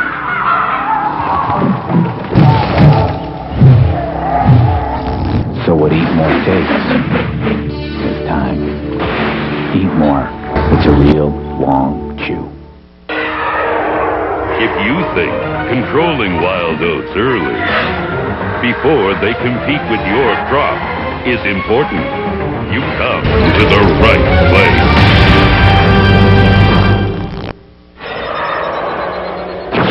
If you're tilling less than you used to, but still expect excellent wild oat control, you've come to the right place.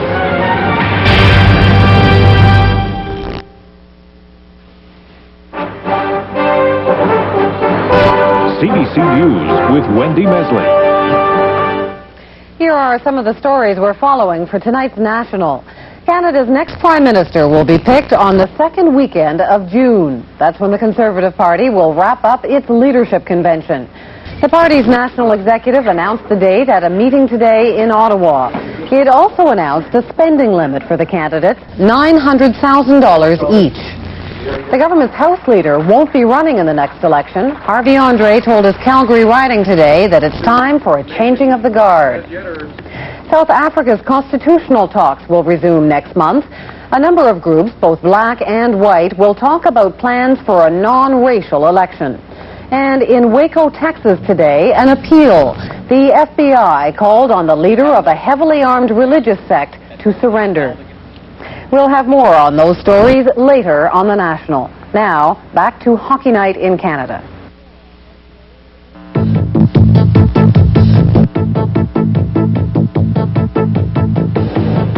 After 40 minutes. Brought to you by Fiberglass Canada and Owens Corning Company. Tonight on After 40 Minutes, MVP candidate Doug Gilmour.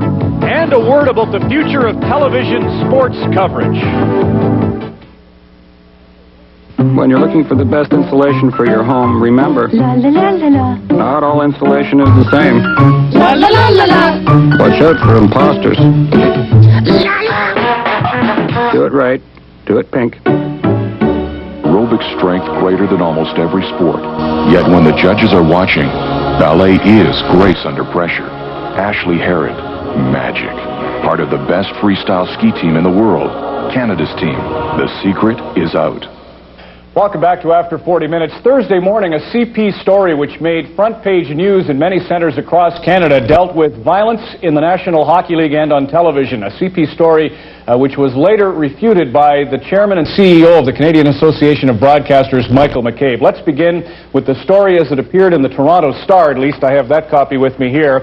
The headline was, "New TV Code would KO those ugly hockey brawls." In the story, it claimed the proposal unanimously approved by the Board of Directors of the Canadian Association of Broadcasters, but still under discussion with the federal broadcast regulator, which is the CRTC, would see television cameras turn away from fights when they break out during the course of hockey games. Obviously, a lot of hockey fans, television commentators and broadcasters nationwide were struck by the story. Michael McCabe, as I say, who represents the CAB, quickly came out with a statement that, in essence, termed the report inaccurate. He went on to say, obviously, the television coverage of the games is a matter that falls within the purview of organized hockey. The intent of their draft code. Keith Spicer, the chairman of the CRTC, has asked all broadcasters in Canada to draft codes that would deal with violence on television. The intent of the CAB's draft code provision is that broadcasters should not exploit violent aspects of sporting events. Would have been great to hear from Michael in After 40 Minutes today. We offered several opportunities, anytime, any place, for members of the CAB or Michael himself to come on the program. In that hockey's been implicated and the word violence has been attached, but they declined, apparently too busy with working on communication and the future of that in Canada. One gentleman who was involved in this story, which came out Thursday and is with us this evening, is Michael D. Smith, who is the director of the LaMarche Program on Violence at York University in Toronto. Mike's involvement in the story is as follows. He has done a study on the subject of violence in hockey, and in the article it said Smith carried out a large random survey of Toronto hockey players, young Toronto hockey players, asking them whether they had learned illegal ways to hit an opponent by watching professionals on TV. Some 60% said they had. Joining me in the studio is Mike Smith. Mike, your reaction to your involvement in the story, how did that come about? I'm not really quite sure. I got a phone call on the day the story broke, or no, the day before, from a reporter who I thought was calling from Ottawa, asking me had I heard about this news, and I said no. He told me of the news and then asked me my opinion on it and what I knew about the subject and so forth. And in the course of our conversation, I mentioned the study I had done some years ago, and that's how it got into the Star. When was this study conducted? The study was done a long time ago, in the late 1970s, in fact, and it was published in a variety of places and talked about in the media at that time. And I think, however, it is still relevant. It was done a while ago, but the findings are still generalizable, I think, and worth talking about it again. Obviously, hockey fans would point to the 1970s as a period when the Broad Street Bullies, Philadelphia Flyers, the Big Bad Bruins in Boston, the game seemed more aggressive than it does now. The rules have changed. Don't you think that changes, perhaps, the findings?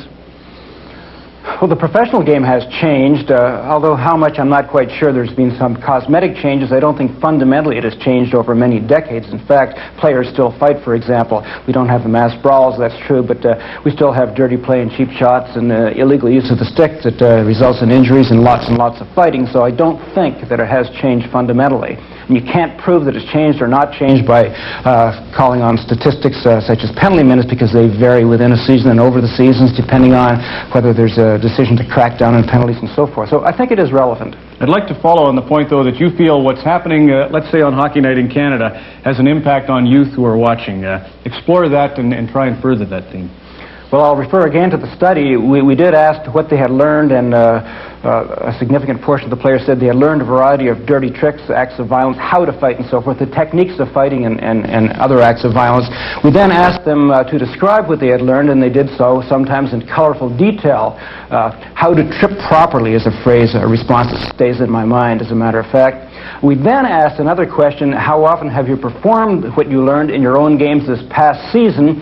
And about 2/3 of all the players said at least once, and most of the players said many times. So this is pretty concrete, direct evidence, I think, that players learn these things from watching the pros on TV, and they perform them in their own games. Mike, you deny that the question was leading in any way, shape, or form, and that's the only concern I had, that perhaps if you ask a youngster, do you learn tactics such as these from NHLers, they might think it's cool to say yes. Well, there's always that possibility, but there are a variety of ways of doing this kind of research that guard against that, and it's far too complicated to go in now, and it would take too much time, but I can say that it was done, the study was done very, very carefully, and there's no evidence, in fact, that players responded in the way that you suggest they could. No, and you have done a lot of very credible work in this area, and I'm not disputing that. We only have enough time for one point that I think should be covered. With the CAB, who are private broadcasters, wouldn't affect the CBC or pay-in specialty services like TSN, but would you like to see this direction taken, that cameras pan away from, seems like censorship to me, but what's your thought on that? I have mixed feelings about it. I found it intriguing because for one thing, it focuses attention on the problem of violence in professional hockey and in fighting in particular, and it gets people thinking and talking about it, and I think that is good. On the other hand, as you say, it smacks of paternalism and censorship, and that bothers me a lot. I would much prefer to see a different course of action considered. I don't know how realistic it is, but it's maybe more realistic than what has been considered now.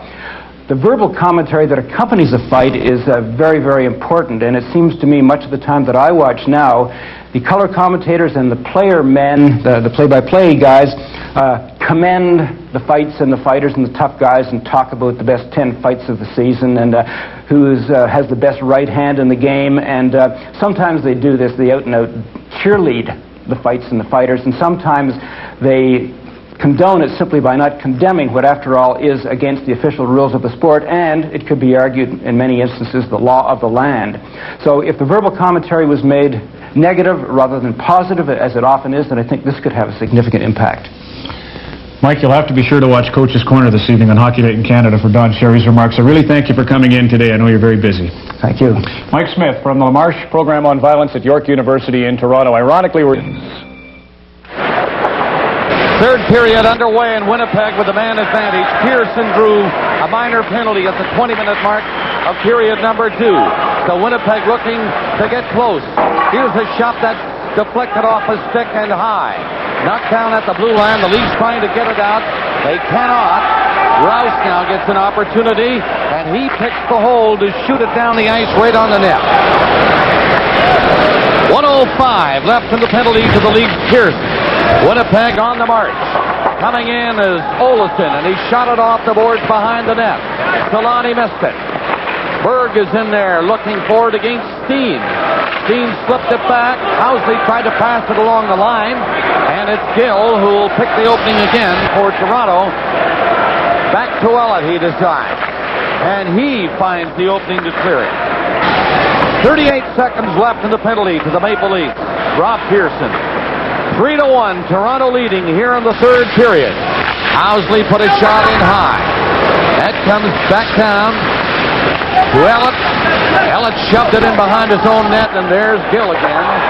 And he got it out over the line to center ice, grabbed by Krushelnyski. And it's Gill catching up to the play with a shot on the short side. He missed by a couple of feet. 10 seconds left on this power play. Barnes trying to go in. Stop. And now he waits. A pass back to Olesen. His shot right in front. Scores! Good passing play as Pearson stepped from the penalty box. And the Winnipeg Jets make it close again. They make it 3-2 Toronto. Well, it was a great pass from Olesen to Davidoff, and he put it in a big hurry. Felix Potvin, no chance at all. And there's the pass. He kind of faked the shot and threw the cross-ice pass. Davidoff on his wrong wing stopped it and put it in. Now, there's no way Potvin can get over in time in any kind of shape to make that save. Assist number 4, Frederick Olesen, and number 14, Stu Barnes. Time 2:03. 2:03, the time of the goal, so not a power play goal by Davidoff. Time 2:03. Pearson out of the penalty box, 3 seconds when that one went in. It is 3-2 now, Toronto leading Winnipeg. So the Jets climb right back into the game. McElwain comes to center ice. Shoots it in wide of the Winnipeg net. He's out of the goal, trying to clear it. It is King who gets it ahead. King moving it up to center. That is Drews trying to find some room, and finds none. Into the far corner, King again. Hooked it back along the boards, now turns and fired a shot wide of the net. Another drive is right on, and Potvin stopped that. Puck lifted out to Clark. He is checked on the play by Lawler. Words behind the play, and a scrap behind the play. King and Pearson are going at it, and the officials stand back and let them go. Here's a roundhouse missing twice, 3 times. Left Hosky. Goodness gracious. These are 2 heavyweights. Some long-range punches.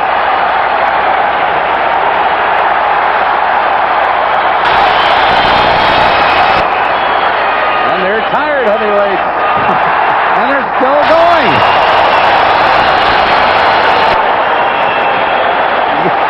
Oh. How can you not comment? I'm just watching here. Oh, how come? I hope Mr. Price is listening to the crowd.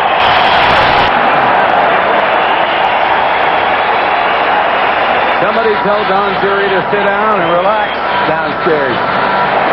Well, that was a long, drawn-out affair. Whatever. Where there were many punches thrown, and there had to be a few landed. You can see King cut over the left eye, the right eye, and here's how it started. King took quite a healthy run at Pearson along the board. 5 minutes apiece for fighting. Here's how it started, and about 2 or 3 minutes later it ended. King cut his eye and his hand. Tough customer. Let's take a break for this update. And here's Ron. Okay, thanks, Bob. I got Don to quit yelling long enough to do this update from the Met Center in Bloomington. Russ Courtnall has scored to give the Stars a 3-2 lead against the Canadians in the third at Bloomington. Gagne and Modano draw assists on Courtnall's goal. Thank you, Ron. Pearson in the penalty box. King on the Winnipeg side of the penalty box. 5 minutes each for fighting at the 3-minute mark of the third period. Hartford has a stranglehold on Vancouver in Hartford. Just showed you the Courtnall goal in Minnesota. Work won it for Boston this afternoon in OT. Quebec mothers the New York Rangers in Quebec City. Calgary making a little bit of an effort to get back into that one, and the puck hasn't dropped at the Great Western Forum yet. Berg shooting the puck in, back to the Winnipeg net. It comes all the way back out to the blue line. It'll be cleared by the Jets. Up the center, racing in is Tkachuk. Hot pass, top that long shot. Osborne wasting little time. It got over the boards at the Leaf bench. Well, and the play is stopped. Sorry, Bob, we just received word that Brett Hull has signed a 5-year contract for the St. Louis Blues at more money than you and I combined, Bob.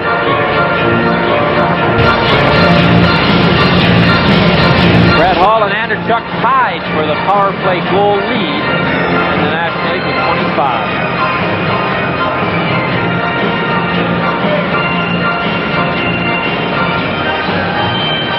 Toronto 3, Winnipeg 2.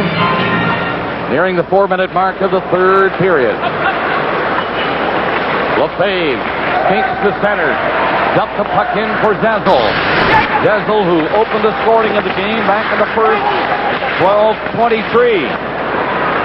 Solani lifted a pass across the blue line, and then the return pass behind him. Somehow he picked it up and carried on, and Lefebvre carried him in on the boards. Back out for Berg of Toronto. He comes to center with Zazzle and Osborne. Osborne can't catch up to it. There is Berg sidestepping a hit.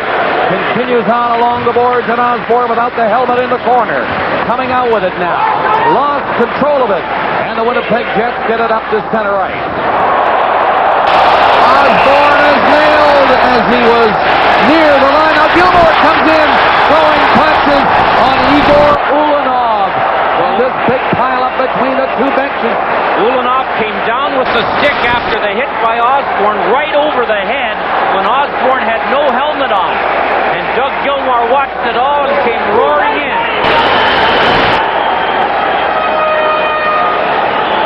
And in a game that's been pretty quiet, the last 5 minutes has erupted into a bitter affair.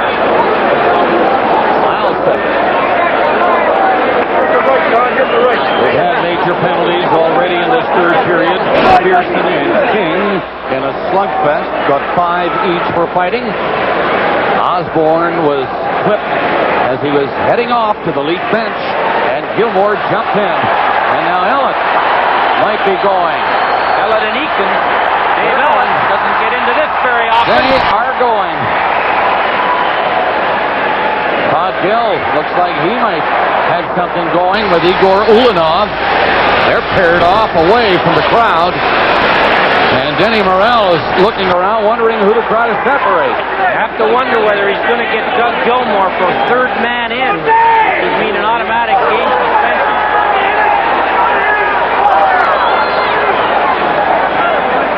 The linesman in between Eakins and Ellett now. They'll get them separated. And they're skating toward the penalty box. This is Ulanov, number 5. Igor Ulanov. He and Osborne were the first to kind of go at it. Osborne was clipped. He was out the helmet, you remember, down near the Winnipeg net and was heading off. Well, he took Ulanov into the boards right here after he'd had his helmet removed. And watch Ulanov after the collision. Bong! Right on the head of Mark Osborne. And, of course, Gilmore sees this, and he roars into the rescue of teammate Osborne. So how Denny Morrell sees all this remains to be seen.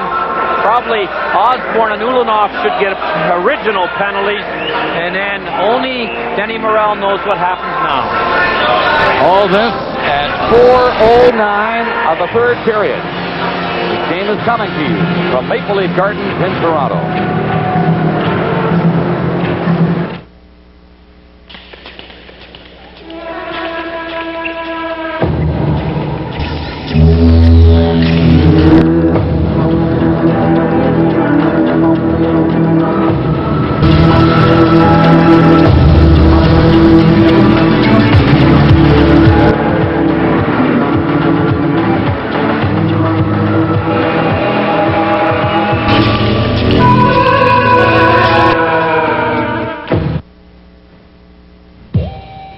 Is Stacy Ford North Battleford, a dealership that goes beyond matching any price you'll find anywhere on a full line of new cars and trucks. Our management team with over 100 years experience is committed to providing you complete satisfaction through sales, finance, service, body shop, parts, and accessories. We want your business and we're working to give you our best. So call us toll free today, 1-800-667-1320. Stacy Ford North Battleford. Where else? This whole nasty little affair started early in the shift when Osborne and Ulanoff collided behind the Winnipeg net. And here it is right here. They're going to go out of your frame and then come back into your picture. And it happens right here as Osborne continues on to make the check. Osborne helmet comes off and Ulanoff's doesn't quite come off. And then they went back up to center ice, and you know the rest of the story. Referee Denny Morrell is at the penalty box now, handing out the penalties, and here they are. Number 5, Igor Ulanov, 2 minutes for high sticking. Number 52, Dallas Eakins, 5 minutes for fighting. Toronto penalty to number 4, Dave Ellett, 5 minutes for fighting. Number 21, Mark Osborne, 2 minutes for elbowing. And number 93, Doug Gilmore, 2 minutes for roughing. So the Leafs are short-handed as Gilmore got a roughing penalty. And Winnipeg will get another power play. They're within a goal of the Maple Leafs. Well, here's the original two combatants in this whole thing. Osborne probably deserves a penalty there, but what about the two-hander right over his head? And that's the only 2 minutes Ulanoff gets. Burns not very happy with that one. And the Leafs come out on the short end of the stick and have to kill another power play to score 3-2 Toronto. 15:51 to go in the third period. So she's fired up for a whale of a finish here at Maple Leaf Gardens. Denny Morrell is hoping that things will settle down. 1 goal separating the two teams now. The Leafs opened up a 3-1 lead after 2 periods. They scored 2 goals in 1 minute and 14 seconds. Winnipeg getting one back. Davidoff here in the third. At 2:03, it's 3-2. Toronto leading. Winnipeg on a power play now. And here they come. Olsen trying to get away from Krushelnyski and having a tough time trying to do it.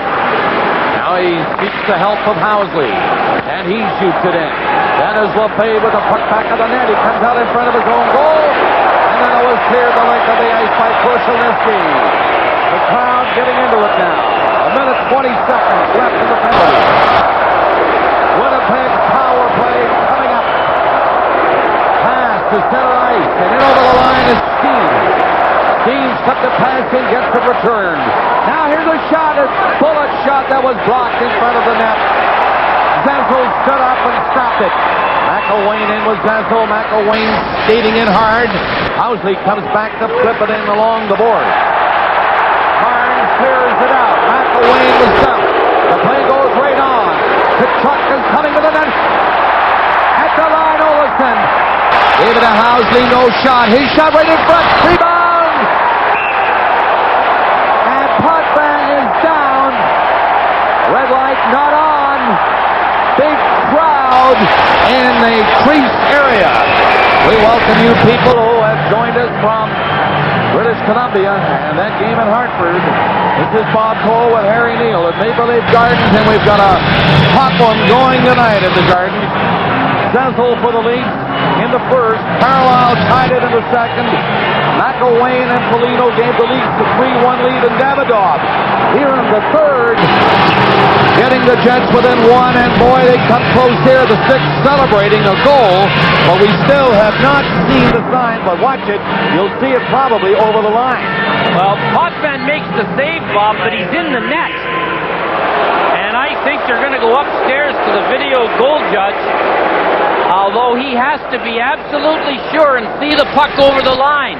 It looks like it should be over the line, but can you find it? That overhead camera doesn't show it as clearly as you might think. Goal judge did not turn on the light, but of course he doesn't have the angle that you at home have, as we do now, looking at it on our monitors. There's Potvin, back deep. Now his glove. Is the puck in the glove? Denny Morrell, the referee tonight, as these two teams really go at each other here in the third period, is talking to the video replay. Well, he has to see it in the net. He can't assume it might be in there. No goal as the puck did not cross the line. No goal. The crowd here at the Gardens letting everybody know how they feel. No goal. That's a tough call, Bob, because it looks like it should be in, but you have to see the puck over the line. Now, it hit Potvin in the chest, and he's completely in the net. Delaney thinks it's in, to the right of Potvin. If you can't see the puck, you can't guess it's in. Now, there's the glove. See the glove? Regardless of what we think, it is still 3-2 Toronto. Congratulations from Pizza Pizza. Face off to the left of Potvin. The shot for 21-19 in favor of the Maple Leafs. Essence of the goaltender for Winnipeg stopping that one. And he's been sharp tonight. This has been a good hockey game. No question. Barnes coming in for Winnipeg. Barnes in too far for a shot on the net. Davidoff on the other side. He has scored for Winnipeg here in the third to make it close. Takes the shot. Back to the line. Olsen gives him another crack at it. He slipped a pass into the side. Comes back to him. And out to the line again. Olsen rolls it in there. And Krasnodesky holds clear. He shoots it down the ice as Gilmore comes out of the penalty box. And Gilmore is in. He's quite physical down this third period. Berg going in to hit Housley. The Winnipeg Jets come back to center. Pass missing Shannon. Mironov. And Gill. Back to Mironov. Mironov from the blue line. A hard shot booted back out by Essenza. Nearing the 7-minute mark of the third period. Mironov, a pass ahead to center ice. Andrechuk trying to stride in there to catch up to it. It's knocked in on the boards in the corner. Andrechuk still there with Borshevsky. It's Borshevsky with the puck. Gilmore now. Pass to Andrechuk. And Essenza got his stick in the way of that pass to deflect it. Solani coming in. Solani! A shot blocked by Potvin. What a great rush by Solani, though. Back out for Toronto. Andrechuk over the Winnipeg line. Scores! Andrechuk makes it 4-2 Toronto.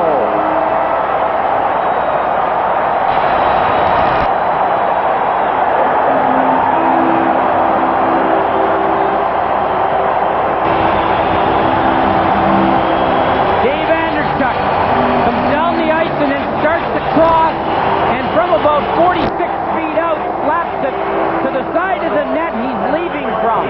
Andrechuk rarely scores from this far out, but that's a tough stop for the goalie because Essenza had to move left as Andrechuk went to the left.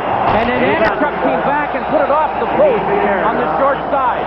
A great shot and nearly an impossible stop for goalie Bob Essenza. And the Leafs are ahead by 2 again on Dave Andrechuk's 42nd goal of the season. 7:13 the time of the goal by Andrechuk. Mironov assisted, and so did the goaltender, Felix Potvin. 4 Toronto. Very spirited game here at Maple Leaf Gardens tonight. We're nearing the 8-minute mark of the third period. Toronto. Within a minute and 14 seconds in the second, it was 3-1. Davidoff made it 3-2 at 2:03 of this third, and now that goal by Andrusuk at 7:13. 4-2 Toronto. Center ice. Barahowski shoots it in. Eagles takes his man on the boards. Lefebvre got a shot away. Messi just scooped it away with his stick high on the glass. Baumgartner kicks it loose. Lawler starts in front of his own net. A pass ahead on the left side and near center. Baumgartner thought he had Chuck lined up, but he did not. Chuck saw him all the way. Here's his centering pass, and Polino will move it out. He's hit hard on the board by Ulanov. Barahowski knocks it down. Took a stick with him. And up the center, Baumgartner shoots it from there, and he heads off as the Leafs change. They're in on the puck. Polino trying to shake off a check. He's hit hard on that play by Ty Domi. Polino is heading off. The Leafs fight for it on the boards and come up with it. Kessel and Berg. But now it'll be Steen slipping a pass away in front of the net. Lawler has no place to go but to shoot it down the ice. Gilback icing against Winnipeg with 11:24 remaining in the third period. Enough. Mike Molino takes that one from Igor Ulanov. And watch the one he takes from Ty Domi right here. And Molino could still get to the bench. And he's still breathing. Boy, these were two hard hits. Alani nearly got loose at center ice. Berg shot it ahead. It hit Kessel. Kessel can't move on it. Solani kicked it back by Osborne. And the Jets get it out. Kessel was flattened in the zone by Kennedy. 11 minutes left in the third period. Toronto 4, Winnipeg 2. Winnipeg winning their latest game in Edmonton, a big one on Thursday. Leafs defeated by Detroit last night at the Joe Louis Arena. Rouse didn't see it. Now he does, and his pass to Berg. Berg is checked by Kennedy immediately. A pass in over the line. Steen. High shot, hot pad, block pad, covering on the angle. The Leafs pick it up back of the net. That's Rouse. He's coming out.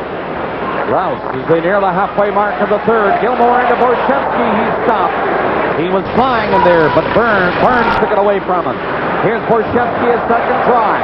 He's over the line with a shot. Blocked by Essenson. And with Gilmore standing in front of him, the goaltender from the Winnipeg Jets opposed him. Dean Kennedy got a hold of Borchevsky after he made the shot. And for the 33rd time this year, Borchevsky's helmet falls off his head. And it's a nice stop by Essenson. Now watch the shot Borchevsky takes after he took the shot from Dean Kennedy. Essenson plays most of the game about 8 feet outside his crease. And you have to have a heck of a shot to beat him from there when he's got that angle cut off. Might be better off to miss the net on them, Bob, and then have someone going for the rebound. Great positional goaltender, though. He's been solid tonight for Winnipeg. You can't knock him on the 4 Toronto goals. The Leafs pass it around. Comes onto the stick of John Root. He got it out. Davidoff played it in on the left wing, but they're offside. On Andrusuk's goal, the 4th for the Leafs tonight, Mironov and Potvin assisted. And for Felix Potvin, that was his first assist in his career. Gilmore makes a smart little play here. Gets away with a trip but causes the offside as the Jet player John Druce's feet are over the line before the puck goes over. His NHL career, of course. Leafs start up. Lefebvre finds a way to go to center before backhanding the puck in. And the Jets try to move it up. Housley. He was forced to move it quickly as Gilmore was right in front of him. And the Leafs shoot it back into Housley. Backs up against Borchevsky. Got it up off the boards to center. The Leafs are checking closely now. Andrechuk shot one in. And back is Lawler. Right in front of his own net. Andrechuk checking him. Davidoff checked at center, but he shakes off that hit by Pearson. The Leafs are changing. So are the Jets. Out to center. This is McElwain knocking it down. Putting it in by Clark back of the net. Ulanov. He starts the Jets away, but they can't hang on to the puck. Elliott dropping it back. 9 minutes remaining in the third period. Toronto leading 4-2. McElwain left it there. For Gill, for Elliott. Elliott to center. He rolled it into the Winnipeg zone. And the play goes offside. McElwain was way in there. Clark and Tkachuk starting some words now at the Winnipeg blue line. You have to like the looks of this Tkachuk. A 20-year-old rookie who plays physically, 21 goals, 181 minutes in penalties, and doesn't take a backward step from anybody. This is Mike Eagles. There's Keith Tkachuk, a first-round pick of the Winnipeg Jets. I think he's going to develop into one of the better all-around hockey players in this league in a short while. This is the first meeting, Harry, of the season with these two, and they have a game coming up at Winnipeg in a couple of weeks. They play 2 more games in Winnipeg before the season ends. One's a Sunday afternoon that Hockey Night Canada does later on in March. Certainly you can say this about Winnipeg. They have their lineup sprinkled with Europeans, but they have not taken a backward step physically against the Leafs tonight. Alexei Zamnov, on a quieter note, of the Winnipeg Jets. He's not in the lineup tonight. He and his wife, Yelena, are proud parents of their very first child. A baby girl born last night at 10:30. So welcome to the world of Canada. Lisa, that'll be her name. 4-2, Toronto leading Winnipeg. With 8:30 remaining in the third period. A game that has had everything tonight. And likely more to come. Lots of time left for the Winnipeg Jets. There's steam back to the goal. King is with him. Gill is there for Toronto, and he clears it out. Winnipeg back to pick it up. Slapped ahead to Steve. He's stopped by Krushelnyski. He left it near center ice. Here they go away. Collision at center. Baumgartner looking for Steve. Felix Potvin, the save on that long shot. Ripped on the glass and down the ice to relieve the pressure by Gill. That'll be icing. 7 minutes and 53 seconds remaining in the third period in a 4-2 Toronto lead. A lot of good body checks tonight thrown by both teams. Here is Kenny Baumgartner giving Thomas Steen a good shot. Thomas Steen got a point tonight to prolong his point streak to 7 games now, and in those 7 he's got 18 points. One of the more underrated hockey players in the National League, whose biggest enemy lately has been health. Leafs control this face-off. Orshevsky waiting for it. He just poked it out over the line. The Jets will pound it back in. Lefebvre is back there with Rouse. Here comes Barnes looking for it, but it'll be Andrechuk starting the play out to Gilmore. He tipped it at center ice, and down the ice it goes. Essenza has to play it. Gilmore shot it in there. Orshevsky covered by Barnes. Solani gets the pass away, but Davidoff fell. And it's Orshevsky again. Davidoff lifted a stick. Andrechuk is stopped at the Winnipeg line, and Housley is back on the ice. He's in there with Barnes, and Barnes can't handle it. Housley missed it. Near the blue line, Andrechuk coming out. Orshevsky up on the play. He dropped it for him. Orshevsky can't get a shot away. Again, Davidoff checked him. Barnes back the other way for Winnipeg, lifting it back for Housley. He rolled it into the corner. Elliott had his man tied up. Barnes couldn't move on it. Comes to Housley. Shot it the other way to the far corner. Gill slapped it back. Housley had left to go to the Winnipeg bench. 6 minutes and 35 seconds left in the third. It is still Toronto 4, Winnipeg 2. Pearson on the ice again. Pearson back of the goal. Upended, but he gets his balance long enough to backhand it out to center ice. Chuck shot one ahead. Hill anticipating that play, intercepted. Winnipeg Jets finding the Leafs, checking more closely again. Long shot that Potvin blocked. That one from Drew. Drew standing in front of the net, but he won't get a pass. Clark bumped on this play, and there's going to be a penalty, I believe. An elbowing penalty against, I think Clark is going to get the penalty. Essenza had left the Winnipeg net. It was Clark who was hit, and then I guess he came back with the elbow, and he's going. Well, the puck was coming around the boards, and Eakins, the defenseman, was pinching. And Clark saw him coming and threw the elbow at him. All right. Clark takes the rest. We'll go to Ron McLean. Right, Bob, back to the Met Center in Bloomington, where the fans have really been going at it all night, trying to encourage Norm Green to keep the team there and not move it to Dallas. Mike Modano responds to their ovation to make it 4-2 Stars versus the Canadians. But then Jesse Belanger's second career goal, and it's a beauty on a 2-on-1, 4-3 now with 2 minutes and 15 seconds to play in the third period at the Met. Okay, Ron, thanks. He'll keep us posted, folks, on the outcome of that game. This one, 5:54 left in the third period.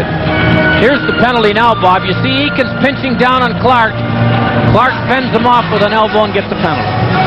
Okay, Clark cut the elbow up. He's gone. 2 minutes. Winnipeg with a great chance now on a power play. Housley and Olofsson are the two defensemen. Steen is on the ice. You can bet Solani would be on here, and he is. He's been checked well tonight, though. Rather quiet. They're two great bursts of speed, but not able to get through. We'll see what happens on this power play for the Jets. From the blue line, no shot from there. Housley won't shoot it. There's the drive, and that hits Shannon standing in front of the net. Gilmore fell on the puck. He holds it.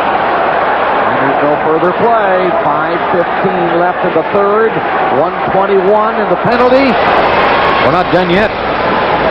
Well, the Leaf bench went wild as Gilmore was hooked with just about the time he was going to ice it. Denny Morrell didn't call a penalty on that play, but he's called one, I think a double penalty, one to Osborne. Is Housley skating over? No, he's turning back. It'll be Shannon. Now this is a kind of a play that's a dangerous one not to call, because that would have been an easy icing for Gilmore. But it wasn't called, and in comes Osborne.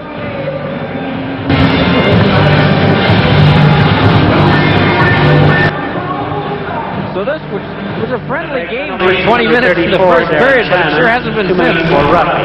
Toronto penalty to number 21, Mark Osborne. 2 minutes for roughing. Time 14:45. Here at 14:45, roughing the call on Shannon and Osborne. Mark Osborne, 2 minutes roughing. Time 14:45. And the Leafs win the draw and shoot it down the ice. Clark has 1:15 left on his minor penalty. Toronto 4, Winnipeg 2.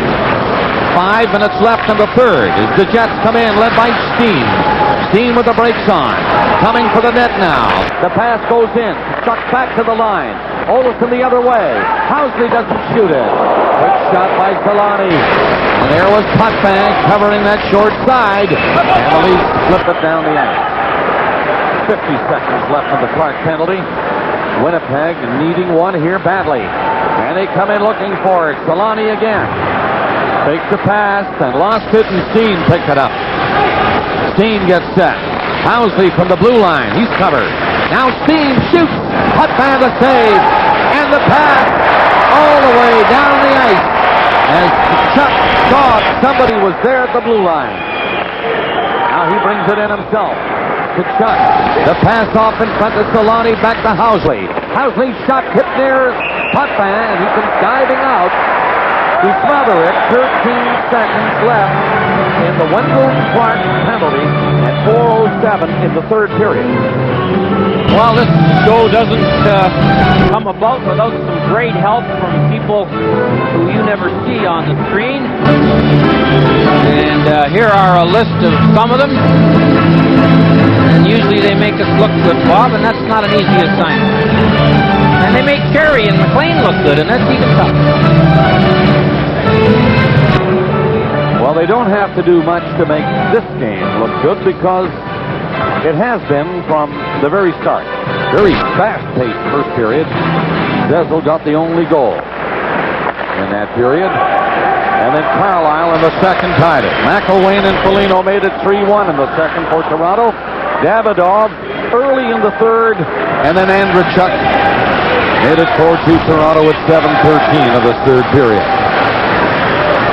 So the play comes up over the leaf line again. Bruce can't catch up to it. Mark's penalty is over. Weak shot in, gloved by Potvin. He saw it all the way. Held it. Well, 3 minutes and 37 seconds left to play in the third period. This one is winding down. These Maple Leafs to Detroit last night at the Joe Louis Arena. Winnipeg defeated Edmonton at the Northlands Coliseum on Thursday night. And in this one, as you look at other scores tonight, the Leafs are leading by 2 with 3:35 remaining in the third period. Winnipeg with a chance. Potvin down, and he hangs on again as John Druce, who somehow had that magic touch of scoring not too long ago, can't find it to beat Potvin. Let's check with Ronnie. 3:20 left in the third. Davidoff took a hit with a high stick at center. Nothing happens though. Play goes right on. Davidoff headed straight for the referee, but the play continues. Here's Pearson! In! Oh, the net was knocked off the mooring! And a penalty has been called. And Pearson had the empty net.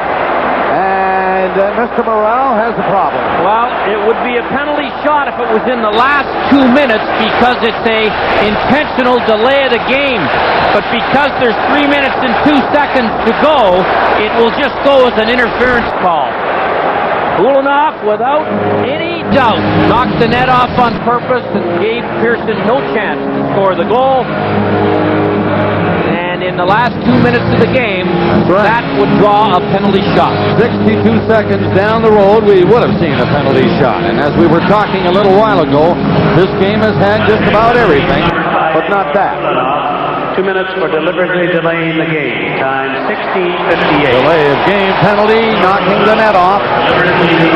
But look at Pearson, Harry. He waited patiently for this chance. And here he has it right here. The goalie down, nobody around, and Ulanoff takes the chance away. A pretty good trade-off probably for 2 minutes. Wendell Clark ran into Stu Barnes, and then he gave a little tap to Davidoff, who moaned and groaned, but to no avail, according to Denny Morrell. Ulanoff in the penalty box, deliberately delaying the hockey game at 16:58. And the Toronto power play in operation again. Fruitless tonight in 3 previous power plays. 3:02 left, third period. Toronto 4, Winnipeg 2. Gilmore, Andrechuk, Borshevsky, Ellen, Gill. Gill takes the puck to the blue line. The pass goes to the right side, into the corner, back out to Gilmore. Gilmore winds up, takes a shot. Gill will give it to him again. There's the shot, rebound! Down goes Essensa. The puck back to Gilmore. To Gill. Way outside at the blue line. Now Gilmore, sharp angle. Won't shoot it. Gill again. This way for Elliott. To Gill. Shot. Blocked. Gilmore! Knocked down by Essensa. Orsato was hurt stopping the shot from Gill at the blue line. And he's limping off. 2:15 remaining in the third period. 1:15. Power play for Toronto. Andrechuk picked it loose for Dave Elliott. Elliott on the board. Fired a pass in. It hit Gilmore and it went out the other way. Eagles shoving ahead. Solani on the fly. He's in there. A big move to stop. But Ella cut up to him and held him off. And what a burst of speed by Solani. Gilmore tipped it in. 1:50 remaining in the third period. 48 seconds on this Leaf power play. The puck is over the glass into the crowd with 1:46 remaining. Well, the Leafs get a day off, and then for 2 days off, and then they head to Washington Tuesday night, and back here against the Hartford Whalers on Wednesday, and against Tampa on Friday, and then they're gone on a little road trip. The Winnipeg Jets play tomorrow night in Buffalo. And the races continue, Bob, but they're down into the teens with reference to games remaining.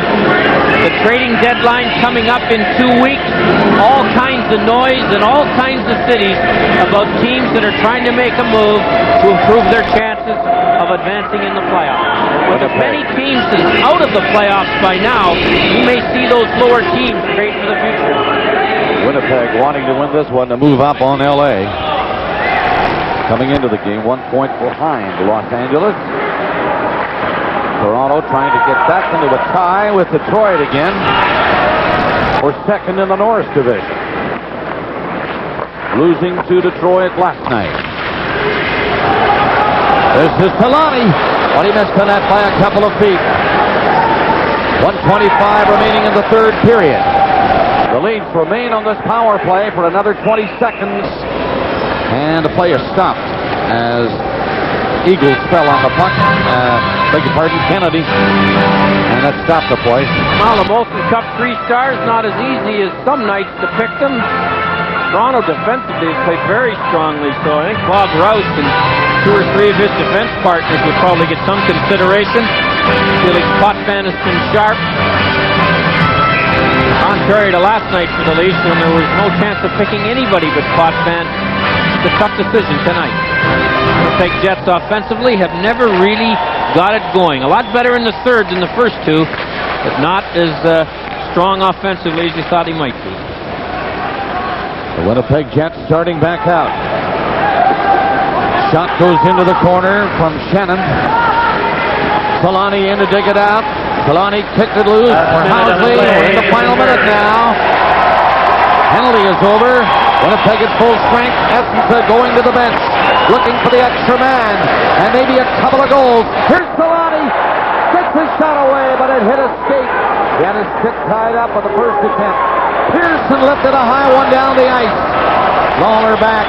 Clark stopped him. Clark nearly got a shot at the empty net. Pearson ran into his man and hit him hard.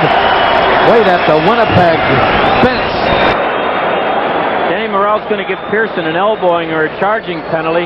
The Jets took the goalie out while the play was on, and it's the job of the man that replaces the goalie to yell that the goalie's out, because 3 or 4 of the Winnipeg players, especially the forwards, might not have been able to see Essensa come out of the net while the play's on.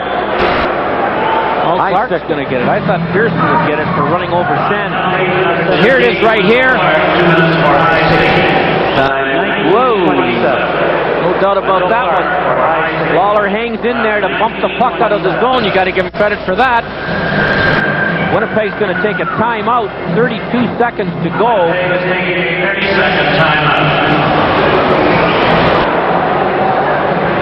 Bob Rouse played a strong game, and here's an example right here as he ties up the most dangerous Winnipeg forward, Timo Solani, and prevents him from getting a pretty good shot on goal from close range on Potvin. That was a very big defensive play by the Leafs defenseman. Solani did have an opportunity, so he saw it, but his stick was tied up. And then he did get a shot away as he shook it off, and it hit a skate in front of Potvin.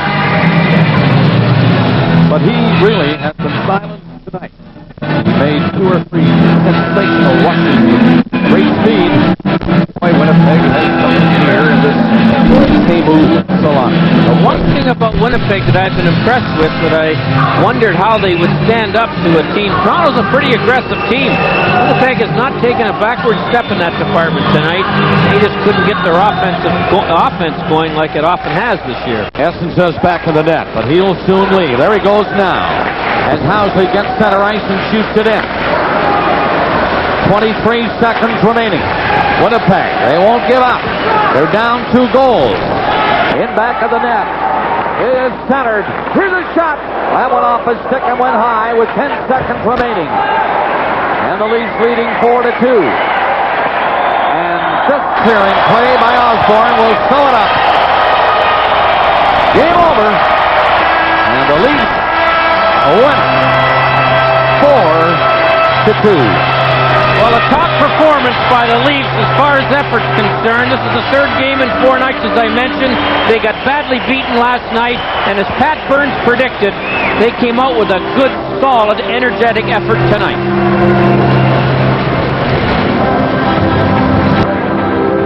The final shots are 28-26 in favor of Toronto. They defeat the Winnipeg Jets tonight, 4-2. Just a moment, our Molson Cup 3-star selection. Last year, with your assist. Selected by Hockey Night in Canada. The first star, Felix Potvin.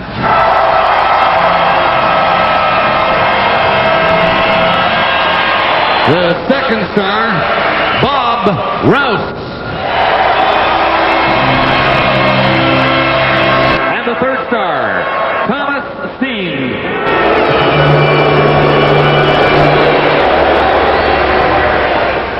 Toronto Maple Leafs win without John Cullen, without Glenn Anderson, and without Jamie McCallum on the 2nd game of back-to-back games, and as Harry mentioned, the 3rd in 4 nights. 77 points. They're tied with Detroit, 2nd in the Norris Division, and stretch their home unbeaten streak to 7 games. A big victory for Pat Burns and the Maple Leafs. You'll hear from Bob Rouse in just a moment.